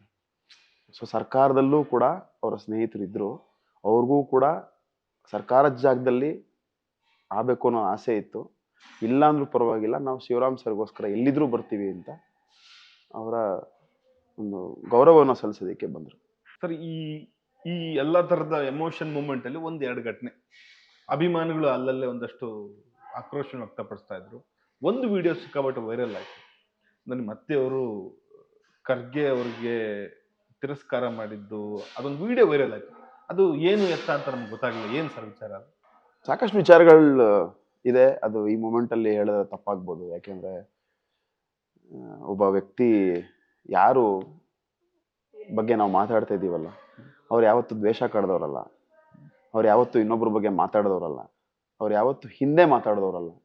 ಎಲ್ಲೇ ಏನೇ ಇದ್ರು, ಯಾರೇ ಇದ್ರು ಎದುರುಗಡೆ ಮಾತಾಡಿದಂಥ ವ್ಯಕ್ತಿ ಅವರು. ಸ್ಟೇಜಲ್ಲೂ ಕೂಡ ಎಷ್ಟೊಂದು ಜನಕ್ಕೆ ಡೈರೆಕ್ಟ್ ಆಗಿ ಹೇಳಿದ್ದಾರೆ, ಅಧಿಕಾರಿಗಳಿಗೂ ಡೈರೆಕ್ಟ್ ಆಗಿ ಫೋನ್ ಮಾಡಿದ್ದಾರೆ. ಯಾರ ಕೈಲೂ ಹೇಳಿ ಕಳಿಸಿಲ್ಲ, ಯಾರ ಕೈಲೂ ಹೇಳ್ಸ್ಕೊಂಡು ಮಾಡಿಲ್ಲ, ಅವ್ರಿಗನ್ಸಿದ್ದನ್ನೇ ಮಾಡಿದ್ದಾರೆ. ಸೊ ಹಾಗಾಗಿ ಸಾಕಷ್ಟು ವಿಚಾರಗಳಿದೆ. ಯಾವುದೇ ಒಬ್ಬ ವ್ಯಕ್ತಿ ಅಂಥ ಸಮಯದಲ್ಲೂ ಕೂಡ ಒಂದು ಮಾತು ಆಡ್ತಾರೆ ಅಂದರೆ ಅದೇ ಎಲ್ಲರಿಗೂ ಆಶ್ಚರ್ಯ ಆಗಿದೆ. ಅದಕ್ಕೆ ಏನೋ ಒಂದು ಕಾರಣ ಇರಲೇಬೇಕು. ಆ ಕಾರಣ ಇವತ್ತು ನಾವು ಮಾತಾಡೋದು ತಪ್ಪಾಗತ್ತೆ. ಯಾಕೆಂದರೆ ನಮ್ಮ ಜೊತೆಗಿರೋ ವ್ಯಕ್ತಿನೇ ಇಲ್ಲ. ಆ ವ್ಯಕ್ತಿನೇ ಇಲ್ದಿದ್ಮೇಲೆ ಆ ಮಾತು ಏನಕ್ಕೆ ಬಂತು ಅನ್ನೋದು ನಾವು ಇವತ್ತು ಮಾತಾಡಿದ್ರೆ ತುಂಬ ತಪ್ಪಾಗತ್ತೆ. ಅದು ನಮ್ಮ ಮಾವಂಗೆ ಗೌರವನೂ ಅಲ್ಲ. ಸೊ ಹಾಗಾಗಿ ಮಾತು ಬೇಡ. ಅವ್ರ ಕನಸುಗಳ ಬಗ್ಗೆ ಮಾತಾಡೋಣ. ಅಂದ್ರೆ ನಿತ್ಯ ಕನಸು ಕಾಣುವಂಥ ವ್ಯಕ್ತಿ ಅವರು. ನನ್ನ ಹತ್ರನೂ ಹೇಳ್ಕೊಂಡಿದ್ದು ಇದೇ ಜಾಗದಲ್ಲಿ, ಚಾಮರಾಜನಗರ ಟ್ರೈ ಮಾಡ್ತಾ ಇದ್ದೀರಿ ನಿಮಗೆ ಅಂತ ಹೇಳಿದ್ದಾರೆ ಅಂತಲೂ ಒಂದ್ಸಲ ನನಗೆ ನವೆಂಬರ್ ತಿಂಗಳಲ್ಲೇ ಹೇಳಿದ್ದಾರೆ. ಅವರ ಆಸೆ ಏನೇನಿತ್ತು ಸರ್? ಅವ್ರಿಗೆ ಒಂದು ಚಿಕ್ಕ ಎಕ್ಸಾಂಪಲ್ ಹೇಳ್ಬಿಡ್ತೀನಿ ಸರ್. IAS ಆಫೀಸರ್ ಆಗಬೇಕು ಅನ್ನೋದು ಅವ್ರ ಆಸೆ ಆಗಿದ್ದಲ್ಲ. ಅವರು ಮೊದಲನೇದಾಗಿ SLC ಫಸ್ಟ್ ಟೈಮ್ ಫೇಲ್, 2ನೇ ಬಾರಿ SLC ಪಾಸ್ ಆಗಿದ್ದು, ಮತ್ತು second PU first time fail, ಮತ್ತು 2ನೇ ಬಾರಿ ಕಟ್ಟಿ ಎಕ್ಸಾಂಪಲ್ ಪಾಸ್ ಆಗಿದ್ದು. ಅದಾದಮೇಲೆ ಅವರು ಏನಾದ್ರು ಕೆಲಸ ಮಾಡಬೇಕಲ್ಲ. ಯಾಕೆಂದರೆ ತುಂಬ ಬಡ ಕುಟುಂಬ, ತಂದೆ ಬೇಗ ತೀರೋಗ್ತಾರೆ. ಚಿಕ್ಕ ಗುಡಿಸ್ಲು, ನಾವು ಹೋಗಿ ಉರುಗಳ್ಳಿ ಅಂತ ಹೋಗಿದ್ವಿ. ಅದೇ ಊರಲ್ಲಿ ಒಂದು ಚಿಕ್ಕ ಗುಡಿಸ್ಲಲ್ಲಿ ತಾಯಿ ಮಗ ಇಬ್ಬರೇ ಇದ್ದಿದ್ದು. ಏನು ಮಾಡಬೇಕು ಅಂತ ಗೊತ್ತಿಲ್ಲ. ಎವ್ರಿ ಡೇ ಅಲ್ಲಿಂದ ಬೆಂಗಳೂರಿಗೆ, ಬಿಡದಿಯಿಂದ ಬೆಂಗಳೂರಿಗೆ ನಡ್ಕೊಂಬರೋರಂತೆ, ಕೆಲಸ ಹೊಡ್ಕೊಂಡು. ಚಪ್ಪಲಿ ಇರಲಿಲ್ಲ. ವಾಪಸ್ ಹೋಗ್ತಾ ಇದ್ದಾರೆ ಲಾರಿನೋ ಏನಾದ್ರು ಬಿಡದಿ ತನಕ ಡ್ರಾಪ್ ಸಿಕ್ಕಿದ್ರೆ ಓಕೆ, ಇಲ್ಲ ಅಂದರೆ ಅದು ಇಲ್ಲ, ಮತ್ತೆ ನಡ್ಕೊಂಡು ಹೋಗ್ಬೇಕು. ಎವ್ರಿ ಡೇ ಬಂದು ಕೆಲಸ ಹೊಡ್ಕೊಂಡು ಹಂಗೆ ಸೆಂಟ್ರಲ್ ಜೈಲಲ್ಲಿ ಕೆಲಸ ಈ ಥರ ರೈಟ್ರಿಗೆ ಅಂತ ಅವಕಾಶ ಸಿಕ್ಕಿದೆ ಅಂತ ಹೋಗಿ ಏನೋ ಎಕ್ಸಾಮ್ ಇದೆ ಅಂತ ಬರೆದು ಬರ್ತಾರೆ, ಪಾಸ್ ಆಗ್ಬಿಡತ್ತೆ. ಸೊ ಹೋಗಿ ಜಾಯಿನ್ ಆಗ್ತಾರೆ, ಚಪ್ಪಲಿ ಇಲ್ಲ. ಅಲ್ಲಿ ಒಬ್ಬ ಜೈಲರು ಇವ್ರನ್ನ ನೋಡಿ ಒಂದು ಚಪ್ಪಲಿ ಕೊಡಿಸ್ತಾರೆ. ಸೊ ಅದೇ ಫಸ್ಟ್ ಟೈಮ್ ಚಪ್ಪಲಿ ಹಾಕಿದ್ದಂತೆ ಅವ್ರು. ಇದೆಲ್ಲ ನಮ್ಮ ಮಾವ ಅವ್ರು ಹೇಳಿದಂಥ ಕಥೆಗಳು. ಆಮೇಲೆ ಅಲ್ಲಿ ರೈಟ್ರಾಗಿ ಎಲ್ಲ ಹೋಗೋರು ಬರೋರು ಎಲ್ಲ ಪೊಲೀಸ್ ಆಫೀಸರ್ಸು, ಸೀನಿಯರ್ ಆಫೀಸರ್ಸು, ಇನ್ಯಾರೋ ಇರ್ತಾರೆ ವಿಸಿಟಿಂಗು, ಅವರೆಲ್ಲ ಮಾತಾಡ್ತಾ ಇರ್ತಾರಲ್ಲ. ಅವ್ರು ಮಾತಾಡ್ತಾ ಇರ್ಬೇಕಾದ್ರೆ ಏನಯ್ಯ ಏನು ಮಾಡಬೇಕು ಅಂತಿದ್ಯಯ್ಯ ಅಂತ ಮಾತಾಡ್ಸಿದ್ರೆ ನಾನು ಡಿ ಸಿ ಆಗಬೇಕು ಅಂತೀನಿ, ನಾನು ಡಿ ಸಿ ಆಗಬೇಕು ಅಂತೀನಿ. ಯಾಕೆ ಇವ್ರ ಕ್ಲೋಸ್ ಫ್ರೆಂಡ್ ಒಬ್ಬ ಇವ್ರಿಗೆ ತಲೆಯಲ್ಲಿ ಹುಳ ಬಿಟ್ಬಿಟ್ಟಿದ್ದಾನೆ. IAS ಆದರೆ ಡಿ ಸಿ ಅಂತ ಕಣೋ, ಹಂಗೆ ಹಿಂಗೆ. ಅದೊಂದು ಗಮನ, ಡಿ ಸಿ ಆಗಬೇಕು, ಡಿ ಸಿ ಆಗಬೇಕು. ಅದು ಡಿ ಸಿ ಅಂದರೆ ಏನು ಅಂತಲೂ ಗೊತ್ತಿಲ್ಲ, ಡಿ ಸಿ ಆಗಬೇಕು ನಾನು. ಸೊ ಹೋಗೋರು ಬರೋರೆಲ್ಲ ಇವ್ರನ್ನ ತಮಾಷೆಯಾಗಿ ಕಿಂಡಲ್ ಆಗಿ ಇವ್ರು ಹೇಳಿದ್ರಲ್ಲ ಆಸೆಗೋಸ್ಕರ ಇವ್ರನ್ನ ಹೋಗೋರು ಬರೋಲ್ಲ ರೇಗ್ಸೋರಂತೆ. ಏನೋ ಡಿ ಸಿ, ಏನೋ ಡಿ ಸಿ ಅಂತ. ಊಟ ಆಯ್ತೇನೋ ಡಿ ಸಿ, ಕಾಫಿ ಕುಡಿದೇನೋ ಡಿ ಸಿ ಅಂತ ರೇಗ್ಸೋರಂತೆ. ಇವರು ಆಯಿತು ಆಯಿತು ಅಂತ ಹೋಗಿ ಒಂದು 3 years ಆದಮೇಲೆ KAS ಎಕ್ಸಾಮ್ ಬರೀತಾರೆ. ಫಸ್ಟ್ KAS ಎಕ್ಸಾಮ್ ಬರೆಯೋದು ಇವರು. KAS ಎಕ್ಸಾಮ್ ಬರೆದ್ರೆ DYSP ಆಗಿ ಪಾಸ್ ಆಗುತ್ತೆ. ಅವಾಗ ನೋಡಿ ಬೇಕಾದ್ರೆ ಒಂದು 2-3 ಅವ್ರದ್ದು ಗೂಗಲಲ್ಲಿ ಯೂನಿಫಾರ್ಮ್ ಹಾಕೊಂಡಿರೋ ನಾನು ಅದಕ್ಕೆ IPS ಅಂದ್ಬಿಟ್ಟೆ. DYSP ಅದು ಕರ್ನಾಟಕ ಅಡ್ಮಿನಿಸ್ಟ್ರೇಟಿವ್ ಸರ್ವಿಸ್. ಅವ್ರನ್ನ ಡಿ ಸಿ ಅನ್ನಲ್ಲ, ಅವರು KAS ಆಫೀಸರ್ ಅಷ್ಟೇನೆ, ಕರ್ನಾಟಕಕ್ಕೆ ಸೀಮಿತವಾದಂಥ ಅಧಿಕಾರಿ. ಹಠ ಏನು ಅಂದರೆ DYSP ಆದರೆ ಎಂಥವನ್ನದುವೆ ಅಂದರೆ ಸಿಟಿ ಲಿಮಿಟ್ಸ್ ಅಲ್ಲಾದರೆ ACP ರ್ಯಾಂಕ್ ಬರುತ್ತೆ, ಹಳ್ಳಿ ಲಿಮಿಟ್ಸ್ ಅಲ್ಲಾದರೆ DYSP ಅಂತಾರೆ. ಎಂಥವನ್ನಾದ್ರೂ ಸಮಾಧಾನವಾಗಿ ಸುಮ್ಮನಾಗ್ತಾರೆ, ಮತ್ತೆ ಬರೀತಾರೆ KAS ಎಕ್ಸಾಮ್, ಸಾಲಲ್ಲ ಅಂತ. ಹೈಯೆಸ್ಟ್ ಪೋಸ್ಟ್ KAS ಯಾವುದು ಅಂದರೆ AC ಅಂತ ಕರೀತಾರೆ, ಅಸಿಸ್ಟೆಂಟ್ ಕಮಿಷನರ್. ಅದಾಗ್ತಾರೆ ನೆಕ್ಸ್ಟ್ ಪಾಸ್ ಆಗಿ AC. ಮತ್ತೆ ಡಿ ಸಿ ಅಂತ ಆಗ್ಲಿಲ್ವಲ್ಲ ಅಂತ 3rd ಟೈಮ್ IAS ಬರೆಯೋದು. ಅವಾಗ ಆಗಿ ಪೋಸ್ಟ್ ಆಗಿ ಡಿ ಸಿ ಆಗಿ ಸ್ವೀಟ್ಗಳನ್ನ ತೊಗೊಂಡು ಜೈಲಿಗೆ ಹೋಗಿ ಕರಿತಿದ್ರಲ್ಲಪ್ಪ ಎಲ್ಲರೂ ಡಿ ಸಿ ಅಂತ, ತೊಗೊಳ್ರಿ ಸ್ವೀಟು ಅಂತ. ಸೊ ಈ ಥರ ಅವರು ಡಿ ಸಿ ಆಗಿ ಸ್ಟಾರ್ಟ್ ಆಗಿತ್ತು. ಈ ಡಿ ಸಿ ಜರ್ನಿನೂ ಹೆಂಗೆ ಅಂದರೆ ಲೈಬ್ರರಿಗೆ ಹೋಗಿ ಓದೋಕ್ಕಾಗ್ತಿರ್ಲಿಲ್ಲ. ಫುಟ್ಪಾತಲ್ಲಿ ಕೂತ್ಕೊಂಡು ಈ ಸೆಕೆಂಡ್ಸು ಥರ್ಡ್ಸಲ್ಲಿ ಬುಕ್ಸಲ್ಲಿ ಸೇಲ್ಸ್ ಇರುತ್ತೆ, ಅಲ್ಲಿ ಕೂತ್ಕೊಂಡು ಆ ಸೇಲ್ ಆಗೋ ತನಕ ಕೂತ್ಕೊಂಡು ಅಲ್ಲಿ ಓದೋದಂತೆ. ಈಗ ಓದ್ತಿರ್ಬೇಕಾದ್ರೆ ಸೇಲ್ ಆದರೆ ಅದನ್ನು ಕೊಟ್ಬಿಡ್ಬೇಕು, ಇಲ್ಲಾಂದರೆ ಫುಟ್ಪಾತಲ್ಲಿ ಹಾಕೊಂಡಿರ್ತಾರೆ ನೋಡಿ, ಸೆಕೆಂಡ್ಸ್ಗೆ ಥರ್ಡ್ಸ್ಗೆಲ್ಲ ಸೇಲ್ಗೆ ಇಟ್ಟಿರ್ತಾರೆ, ಎಷ್ಟೋ ವರ್ಷದ ಹಳೇದು. ಅಲ್ಲಿ ಕೂತ್ಕೊಂಡು ಫ್ರೀ ಅಲ್ವಾ ಅದು ಓದಿದ್ರೆ ಅಂತ ಒಬ್ಬನ ಪರಿಚಯ ಮಾಡಿಕೊಂಡು ಅವನ್ನ ಪರಿಚಯ ಮಾಡ್ಕೊಂಡು ಹಂಗೆ ಈ ಮಟ್ಟಕ್ಕೆ ಕಷ್ಟ ಬಿದ್ದು ಪಾಸಾಗಿ IAS ಆದವರು. IAS ಆದ ನಂತರ ಚಿತ್ರನಟ ಆಗಬೇಕು ಅಂತ ಅವ್ರಿಗೆ ಭಾಳ ಆಸೆ ಇತ್ತು. ಏನಕ್ಕೆ ಅಂದರೆ ನಾನು ಚಿತ್ರನಟ ಆಗಿ ಸೂಪರ್ ಹೀರೋ ಆಗಬೇಕು ಅನ್ನೋ ಆಸೆ ಅಲ್ಲ, ಅವರ ಸಮುದಾಯದಿಂದ ಯಾರು ಒಬ್ಬ ಹೀರೋ ಇಲ್ಲ, ನಮ್ಮ ಸಮುದಾಯದವ್ರಿಗೆ ಒಬ್ಬ ನಾನು ಹಿಂಗೆ ಆಗಬೇಕಲ್ಲ, ಒಬ್ಬ ನಟ ಆಗಬೇಕು ಅನ್ನೋದಕ್ಕೂ ಒಬ್ಬ ಸ್ಫೂರ್ತಿ ಬೇಕು ಅನ್ನೋದಕ್ಕೋಸ್ಕರ ಅವ್ರ ಸಮುದಾಯದಲ್ಲಿ ಯಾರೂ ಇಲ್ಲ ಅಂತ ನಮ್ಮ ಮಾವ ಚಿತ್ರನಟ ಆಗಿದ್ದು. ಅದು ಸೂಪರ್ ಹೀರೋ ಆಗೋದಕ್ಕೆ, ಹೀರೋಯಿಸಮ್ ಮಾಡೋದಕ್ಕಲ್ಲ. ಏಕೆಂದರೆ IASಗಿಂತ ಇನ್ಯಾವ ಹೀರೋಯಿಸಮ್ ಇಲ್ಲ. ರಿಯಲಿ ಹಾಂ. ಸೊ IAS ಆಯಿತು, ಸಿನಿಮಾ ಹೀರೋ ಆಯಿತು. ಒಂದೇ ಒಂದು ಆಸೆ ಇದ್ದಿದ್ದೇನೆಂದರೆ ಅವರು ರಿಟೈರ್ ಆಗ್ತಾರಲ್ಲ, ಅದಾದಮೇಲೆ ಸ್ಟಿಲ್ ಮನೆ ಮುಂದೆ ದಿನ 300 ಜನ 400 ಜನ ಎವ್ರಿ ಡೇ ಬೆಳಿಗ್ಗೆ ಬರೋಷ್ಟಿದ್ದಾರೆ. ಎವ್ರಿ ಡೇ ಬೆಳಿಗ್ಗೆ ಬಂದು ಕೆಲಸಗಳು, ಅದು ಕೆಲಸ ಆಗಬೇಕು, ಇದು ಕೆಲಸ ಆಗಬೇಕು ಅಂತ ದಿನ ಬರೋರು. ಇವ್ರಿಗೆ ಹೆಂಗಾಗ್ಬಿಟ್ಟಿತ್ತು ಅಂದರೆ ಸ್ವಂತ ಹಣದಿಂದ ತುಂಬ ಖರ್ಚು ಮಾಡಿದ್ದಾರೆ. ಇವತ್ತಿಗೂ ನೀವು ಮನೆಯವ್ರನ್ನ ನೀವು ಕೇಳಿದ್ರೆ ಗೊತ್ತು, ನನಗೂ ಗೊತ್ತು, ಎಷ್ಟು ದುಡ್ಡನ್ನ ಕಳ್ಕೊಂಡಿದ್ದಾರೆ ಅಂತಲೇ ಹೇಳ್ಬೇಕಾಗತ್ತೆ. ಅಂದರೆ ಅಷ್ಟು ದುಡ್ಡನ್ನ ಕೊಟ್ಟಿದ್ದಾರೆ, ಪ್ರತಿಯೊಬ್ಬರಿಗೂ ಒಂದು ಕ್ಷಣ ಯೋಚನೆ ಮಾಡ್ದಂಗೆ ಕೊಟ್ಟಿದ್ದಾರೆ. ನನಗಿರುತ್ತೋ ಇಲ್ವೋ ಅನ್ನೋ ಒಂದು ಕಾಳಜಿನೂ ಇಲ್ಲ ಅವರು. ಜನ ಬಂದು ಕೇಳಿದ್ರು ಅಂದರೆ ಕೊಡಬೇಕು ಅನ್ನೋ ಮಟ್ಟಕ್ಕೆ ಕೊಟ್ಟಿದ್ದಾರೆ. ಅಷ್ಟು ಜನ ಹೆಲ್ಪ್ ತಗೊಳಕ್ಕೆ ಅಥವಾ ಕೆಲಸ ಆಗೋದಕ್ಕೆ ದಾರಿ ಗೊತ್ತಿಲ್ಲದಲ್ಲೇ ಬರೋರಲ್ಲ, ಇವರಿಗೆ ಒಂದು ಪಾಯಿಂಟ್ ಆಫ್ ಟೈಮಲ್ಲಿ ಅನ್ಸಕ್ಕೆ ಶುರುವಾಯಿತು, ನಾನು ಇದೇ ಮಟ್ಟದಲ್ಲಿ ಇದ್ದರೆ ನಾನು ಕೆಲಸ ಮಾಡ್ಕೊಳಕ್ಕಾಗಲ್ಲ, ನಾನು ರಾಜಕೀಯಕ್ಕೆ ಎಂಟ್ರ್ ಆಗಲೇಬೇಕು, ಸಿಸ್ಟಮಲ್ಲಿ ಇರಲೇಬೇಕು, ಸಿಸ್ಟಮಲ್ಲಿ ಇಲ್ಲದಲೇ ಇನ್ನೂ ಫರ್ದರ್ ಸ್ಟೆಪ್ಸ್ಗಳು ಹೋಗೋಕ್ಕಾಗಲ್ಲ, ಯಾಕೆಂದರೆ ತುಂಬ ಜನ ಇವ್ರನ್ನ ನಂಬ್ಕೊಂಡು ಕೆಲಸ ಮಾಡಿಕೊಡ್ತಾರೆ ಅಂತ ಬರೋರು. ಸೊ ಹಂಗಾಗಿ ಚಾಮರಾಜನಗರಕ್ಕೆ ಇವರು ನಿಲ್ಲಬೇಕು ಅಂತ ಡಿಸೈಡ್ ಮಾಡಿ, ಅಲ್ಲೂ ಕೂಡ ಜನಗಳು ಒತ್ತಾಯ ಮಾಡಿದ್ದು, ಏಕೆಂದರೆ ಇವರು ಮೈಸೂರು ಕಮಿಷನರ್ ಆಗಿದ್ದರು. ಸೊ ಆ ಥರದ್ದೆಲ್ಲ ಸುತ್ತಮುತ್ತ ಇನ್ಫ್ಲೂಯೆನ್ಸ್ ಇದ್ದಿದ್ದರಿಂದ ತುಂಬ ಜನ ಫೋರ್ಸ್ ಮಾಡಿ ಬನ್ನಿ ಅಂತ. ಅದೊಂದು ಆಸೆ ಇತ್ತು ಅವ್ರಿಗೆ, ಯಾವಾಗಲೂ ಜನ ಜನ ಜನ ಜನ ಜನ ಅಂತ ಓಡಾಡ್ತಿದ್ದವ್ರಿಗೆ, ಜನಗಳಿಗೋಸ್ಕರ ಅಂದರೆ ಸೇವೆ ಮಾಡಬೇಕು ಅಂತಿದ್ದವ್ರಿಗೆ ಇದೊಂದು ಆಗ್ಬಿಟ್ರೆ ಜನಗಳಿಗೆ ಇನ್ನೂ ಅತ್ಯುತ್ತಮ ಸೇವೆ ಮಾಡ್ಬೋದು ಅನ್ನೋದಕ್ಕೆ ರಾಜಕೀಯ ಒಂದು ಪಾಸ್ ಆಗಬೇಕು ಅನ್ನೋ ಒಂದು ಆಸೆ ಇತ್ತು. ಅದೊಂದು ಆಗಲಿಲ್ಲ ಅನ್ನೋದು ತುಂಬ ಬೇಜಾರಿದೆ. ಅವ್ರಿಗೂ ಬೇಜಾರಿದೆ, ಕುಟುಂಬಕ್ಕೂ ಬೇಜಾರಿದೆ. ಸರ್ ಇಷ್ಟಲ್ಲದೆ ಅವ್ರಿಗೆ ಜನಸೇವೆ ಜೊತೆಗೆ ಕಲೆ ತುಂಬಾ ಆಸಕ್ತಿ ಇದೆ ವಿಷಯ ಅಲ್ವಾ? ಸಿನಿಮಾ ತಾನು ಮಾಡಕ್ಕಾಗದಿದ್ರು ತನ್ನ ಬಳಗ ಅಥವಾ ತಾನು ಇಷ್ಟಪಡೋರು ಅಥವಾ ತಾನು ಗುರುತಿಸುವಂತ ಕಲಾವಿದ್ರನ್ನ ಮಾಡ್ಬೇಕು ಅನ್ನೋದು ಬಹಳ ಇತ್ತು ಅವ್ರಿಗೆ. ಸಿನಿಮಾ ಒಳ್ಳೆ ಟೇಸ್ಟ್ ಇರುವಂತವ್ರು. ಯಾವ್ದಾರ ಸಿನಿಮಾ ಮಾಡ್ಬೇಕು ನೆಕ್ಸ್ಟ್ ಫ್ಯೂಚರ್ ಅಂದ್ರೆ ಪ್ರೊಡ್ಯೂಸ್ ಮಾಡ್ಬೇಕು ಆ ತರದೆಲ್ಲ ಆಸೆ ಐತೆ ಸರ್ ಅವ್ರಿಗೆ? ಖಂಡಿತವಾಗ್ಲೂ ಆಸೆ ಇತ್ತು. ಅದೇ ನಿಟ್ಟಿನಲ್ಲೇ ನಾವು ಪ್ರೊಡಕ್ಷನ್ ಹೌಸ್ ಕೂಡ ಓಪನ್ ಮಾಡಿದ್ದು ನನ್ನ ವೈಫ್ ಹೆಸರಲ್ಲಿ, ಇಂಚರ ಫಿಲ್ಮ್ ಫ್ಯಾಕ್ಟರಿ ಅಂತ ಓಪನ್ ಮಾಡಿದ್ದೆ ಅದೇ ಕಾರಣಕ್ಕೆ. ಬಟ್ ಒಂದು ಸಿನಿಮಾ ಟೈಗರ್ ಅಂತ ಮಾಡಿದ್ವಿ, ಚೆನ್ನಾಗಿ ಕೂಡ ಆಯಿತು. ಬಟ್ ಅದಾದ್ಮೇಲೆ ಏನಕ್ಕೆ ಮಾಡೋಕ್ಕಾಗಲಿಲ್ಲ ಅಂದರೆ ಇವರು ಅದೇ ಹೇಳಿದ್ನಲ್ಲ, ರಾಜಕೀಯದ ಬಗ್ಗೆ ಗಮನ ಜಾಸ್ತಿ ಆಗಿ ಎರಡು ಕಡೆ ಕಾಲಿಡೋಕ್ಕಾಗಲ್ಲ. ಒಂದು ಸಲ ನಾನು ಅಧಿಕಾರಕ್ಕೆ ಬಂದ ಮೇಲೆ ನನ್ನ ಫೋಕಸ್ ಅಲ್ಲಿಗೆ ಹೋದ್ಮೇಲೆ ಇದನ್ನ ಫೋಕಸ್ ಬೇರೆ ಕಡೆ ಶಿಫ್ಟ್ ಮಾಡ್ಬೋದು ಅನ್ನೋ ಒಂದು ನಿಟ್ಟಿನಲ್ಲಿ ಪ್ರೊಡಕ್ಷನ್ನ ಸದ್ಯಕ್ಕೆ ನಿಲ್ಲಿಸಿದ್ವಿ. ಬಟ್ ಅಪಾರವಾದ ಪ್ಲಾನ್ಸ್ಗಳಿತ್ತು. ಅವ್ರ ಮೈನ್ ಪ್ಲಾನ್ ಇದ್ದಿದ್ದು ಅವರ ಬಯೋಪಿಕ್ನ ಯಾರು ಮಾಡ್ಬೇಕು ಕನ್ನಡದಲ್ಲಿ ಅಂತ, ಅಪ್ಪು ಸರ್ಗೆ ಮಾಡಿಸ್ಬೇಕು ಅಂತ ಅವ್ರಿಗೆ ಭಾಳ ಆಸೆ ಇತ್ತು. ಇವ್ರು ಏನು ಲೈಫಿನ ಜರ್ನಿ ಇತ್ತು, ಎಲ್ಲಿಂದ ಬಂದು ಮಾಡಿ IAS ಅಧಿಕಾರಿ ಆದರು, ಅದನ್ನ ಅಪ್ಪು ಸರ್ ಕೈಲಿ ಮಾಡಿಸ್ಬೇಕು ಅನ್ನೋದಕ್ಕೆ ಯಾವುದೋ ಒಂದು ಇಂಟರ್ವ್ಯೂನಲ್ಲಿ ಹೇಳಿದ್ರು. ಅದನ್ನ ಇಂಟರ್ವ್ಯೂನ ಅಪ್ಪು ಸರ್ ನೋಡಿ ನಾನು ಮಾಡಬೇಕು ಅನ್ನೋ ಆಸೆ ಇತ್ತು.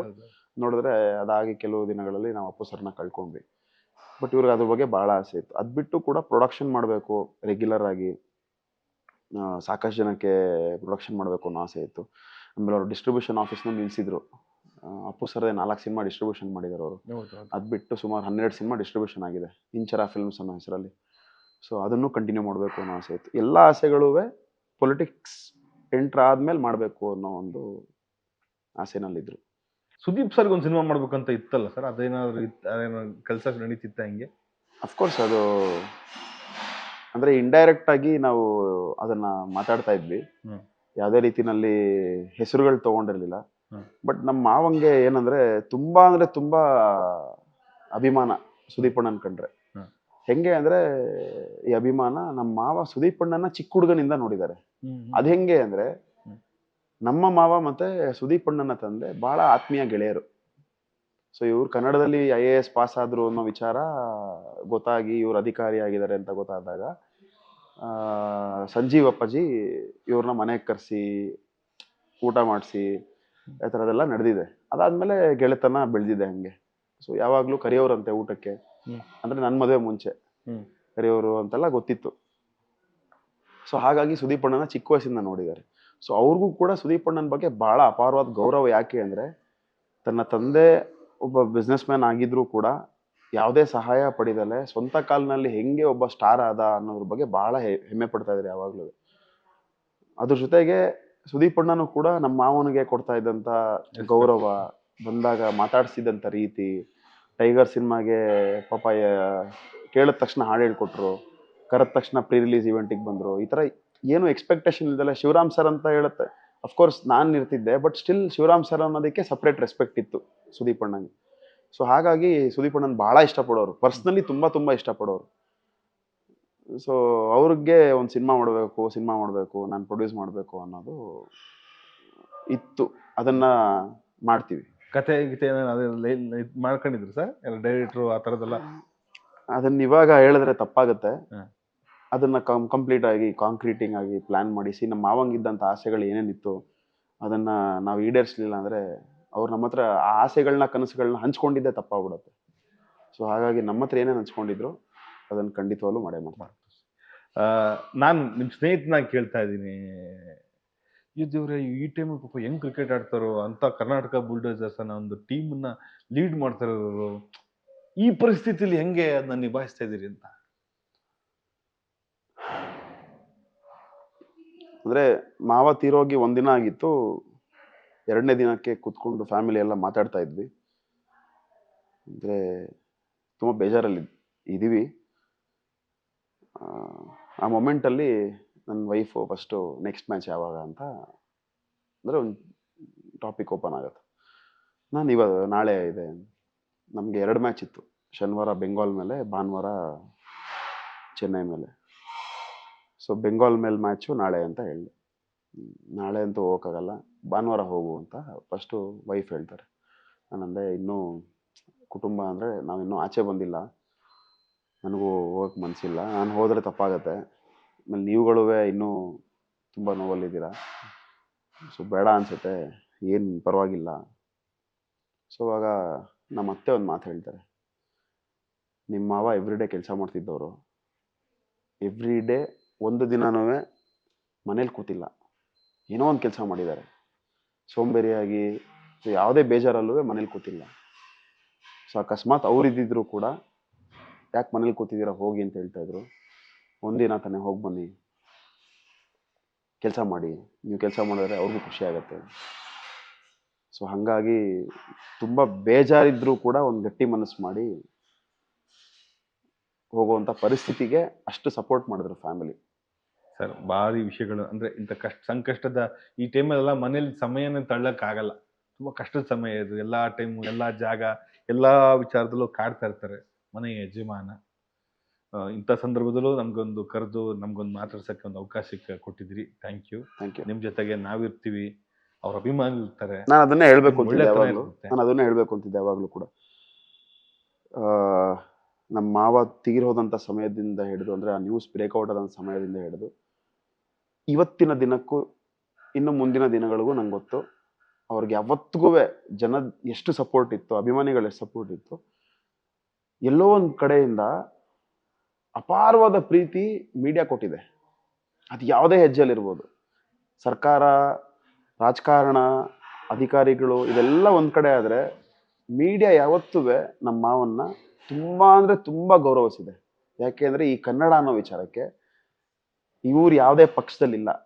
ಅದಕ್ಕೆ ಮೀಡಿಯಾದವರು ಯಾವುದೇ ಪಕ್ಷನೂ ಕಟ್ಟಿಲ್ಲ, ಮೀಡಿಯಾ ಅನ್ನೋ ಪಕ್ಷ ಇಲ್ಲ. ಅವ್ರು ಗೌರವ ಕೊಟ್ಟಿರೋದು ನಮ್ಮ ಮಾವಂಗೆ, ಕನ್ನಡದಲ್ಲಿ ಸೇವೆ ಮಾಡಿರುವಂಥ ವ್ಯಕ್ತಿ ಅನ್ನೋದಕ್ಕೋಸ್ಕರ. ಸೊ ನಿಮ್ಮ ಮೂಲಕ ನಾನು ಪ್ರತಿಯೊಂದು ಮಾಧ್ಯಮದವರೆಗೂ, ಪ್ರತಿಯೊಂದು ಮಾಧ್ಯಮದ ಎಲ್ಲ ವ್ಯಕ್ತಿಗಳಿಗೂ ಕೂಡ, ಏಕೆಂದರೆ ಬರೀ ಮಾಧ್ಯಮ ಇದ್ರೆ ಆಗಲ್ಲ, ಅಲ್ಲಿರೋ ವ್ಯಕ್ತಿಗಳು ಯಾರ್ಯಾರು ಕೆಲಸ ಮಾಡ್ತಿದ್ದಾರೆ ಅವ್ರುಗಳು ತುಂಬ ಇಂಪಾರ್ಟೆಂಟ್ ಆಗ್ತಾರೆ. ಅವ್ರುಗಳು ನಮ್ಮ ಕುಟುಂಬದ ಕಡೆಯಿಂದ ತುಂಬ ದೊಡ್ಡ ಕೃತಜ್ಞತೆಗಳನ್ನ ಸಲ್ಲಿಸೋಕೆ ಇಷ್ಟಪಡ್ತೀನಿ. ಯಾಕೆಂದರೆ ನೀವುಗಳು ನಮ್ಮ ಜೊತೆಗೆ ನಿಂತಿದ್ದು ತುಂಬ ಧೈರ್ಯ ಕೊಟ್ಟಿದೆ. ಇನ್ನು ಮುಂದಕ್ಕೆ ಮಾಡಬೇಕಾಗಿರುವಂಥ ಕೆಲಸಗಳು ಏನೇನಿತ್ತು ಅದನ್ನು ಕಂಪ್ಲೀಟ್ ಮಾಡೋದ್ರ ಜೊತೆಗೆ ಇನ್ನು ಹೆಂಗೆ ನಮ್ಮ ಮಾವನ ಹೆಸರನ್ನು ಇನ್ನಷ್ಟು ಬೆಳಗ್ಬೋದು ಅನ್ನೋದ್ರ ಬಗ್ಗೆ ಆಲೋಚನೆ ಮಾಡೋದಕ್ಕೆ ಮೀಡಿಯಾ ತುಂಬ ಶಕ್ತಿ ಕೊಟ್ಟಿದೆ. ಸೊ ಮೀಡಿಯಾದವ್ರಿಗೆ ತುಂಬ ಥ್ಯಾಂಕ್ಸ್ ಹೇಳೋಕ್ಕೆ ಇಷ್ಟಪಡ್ತೀನಿ.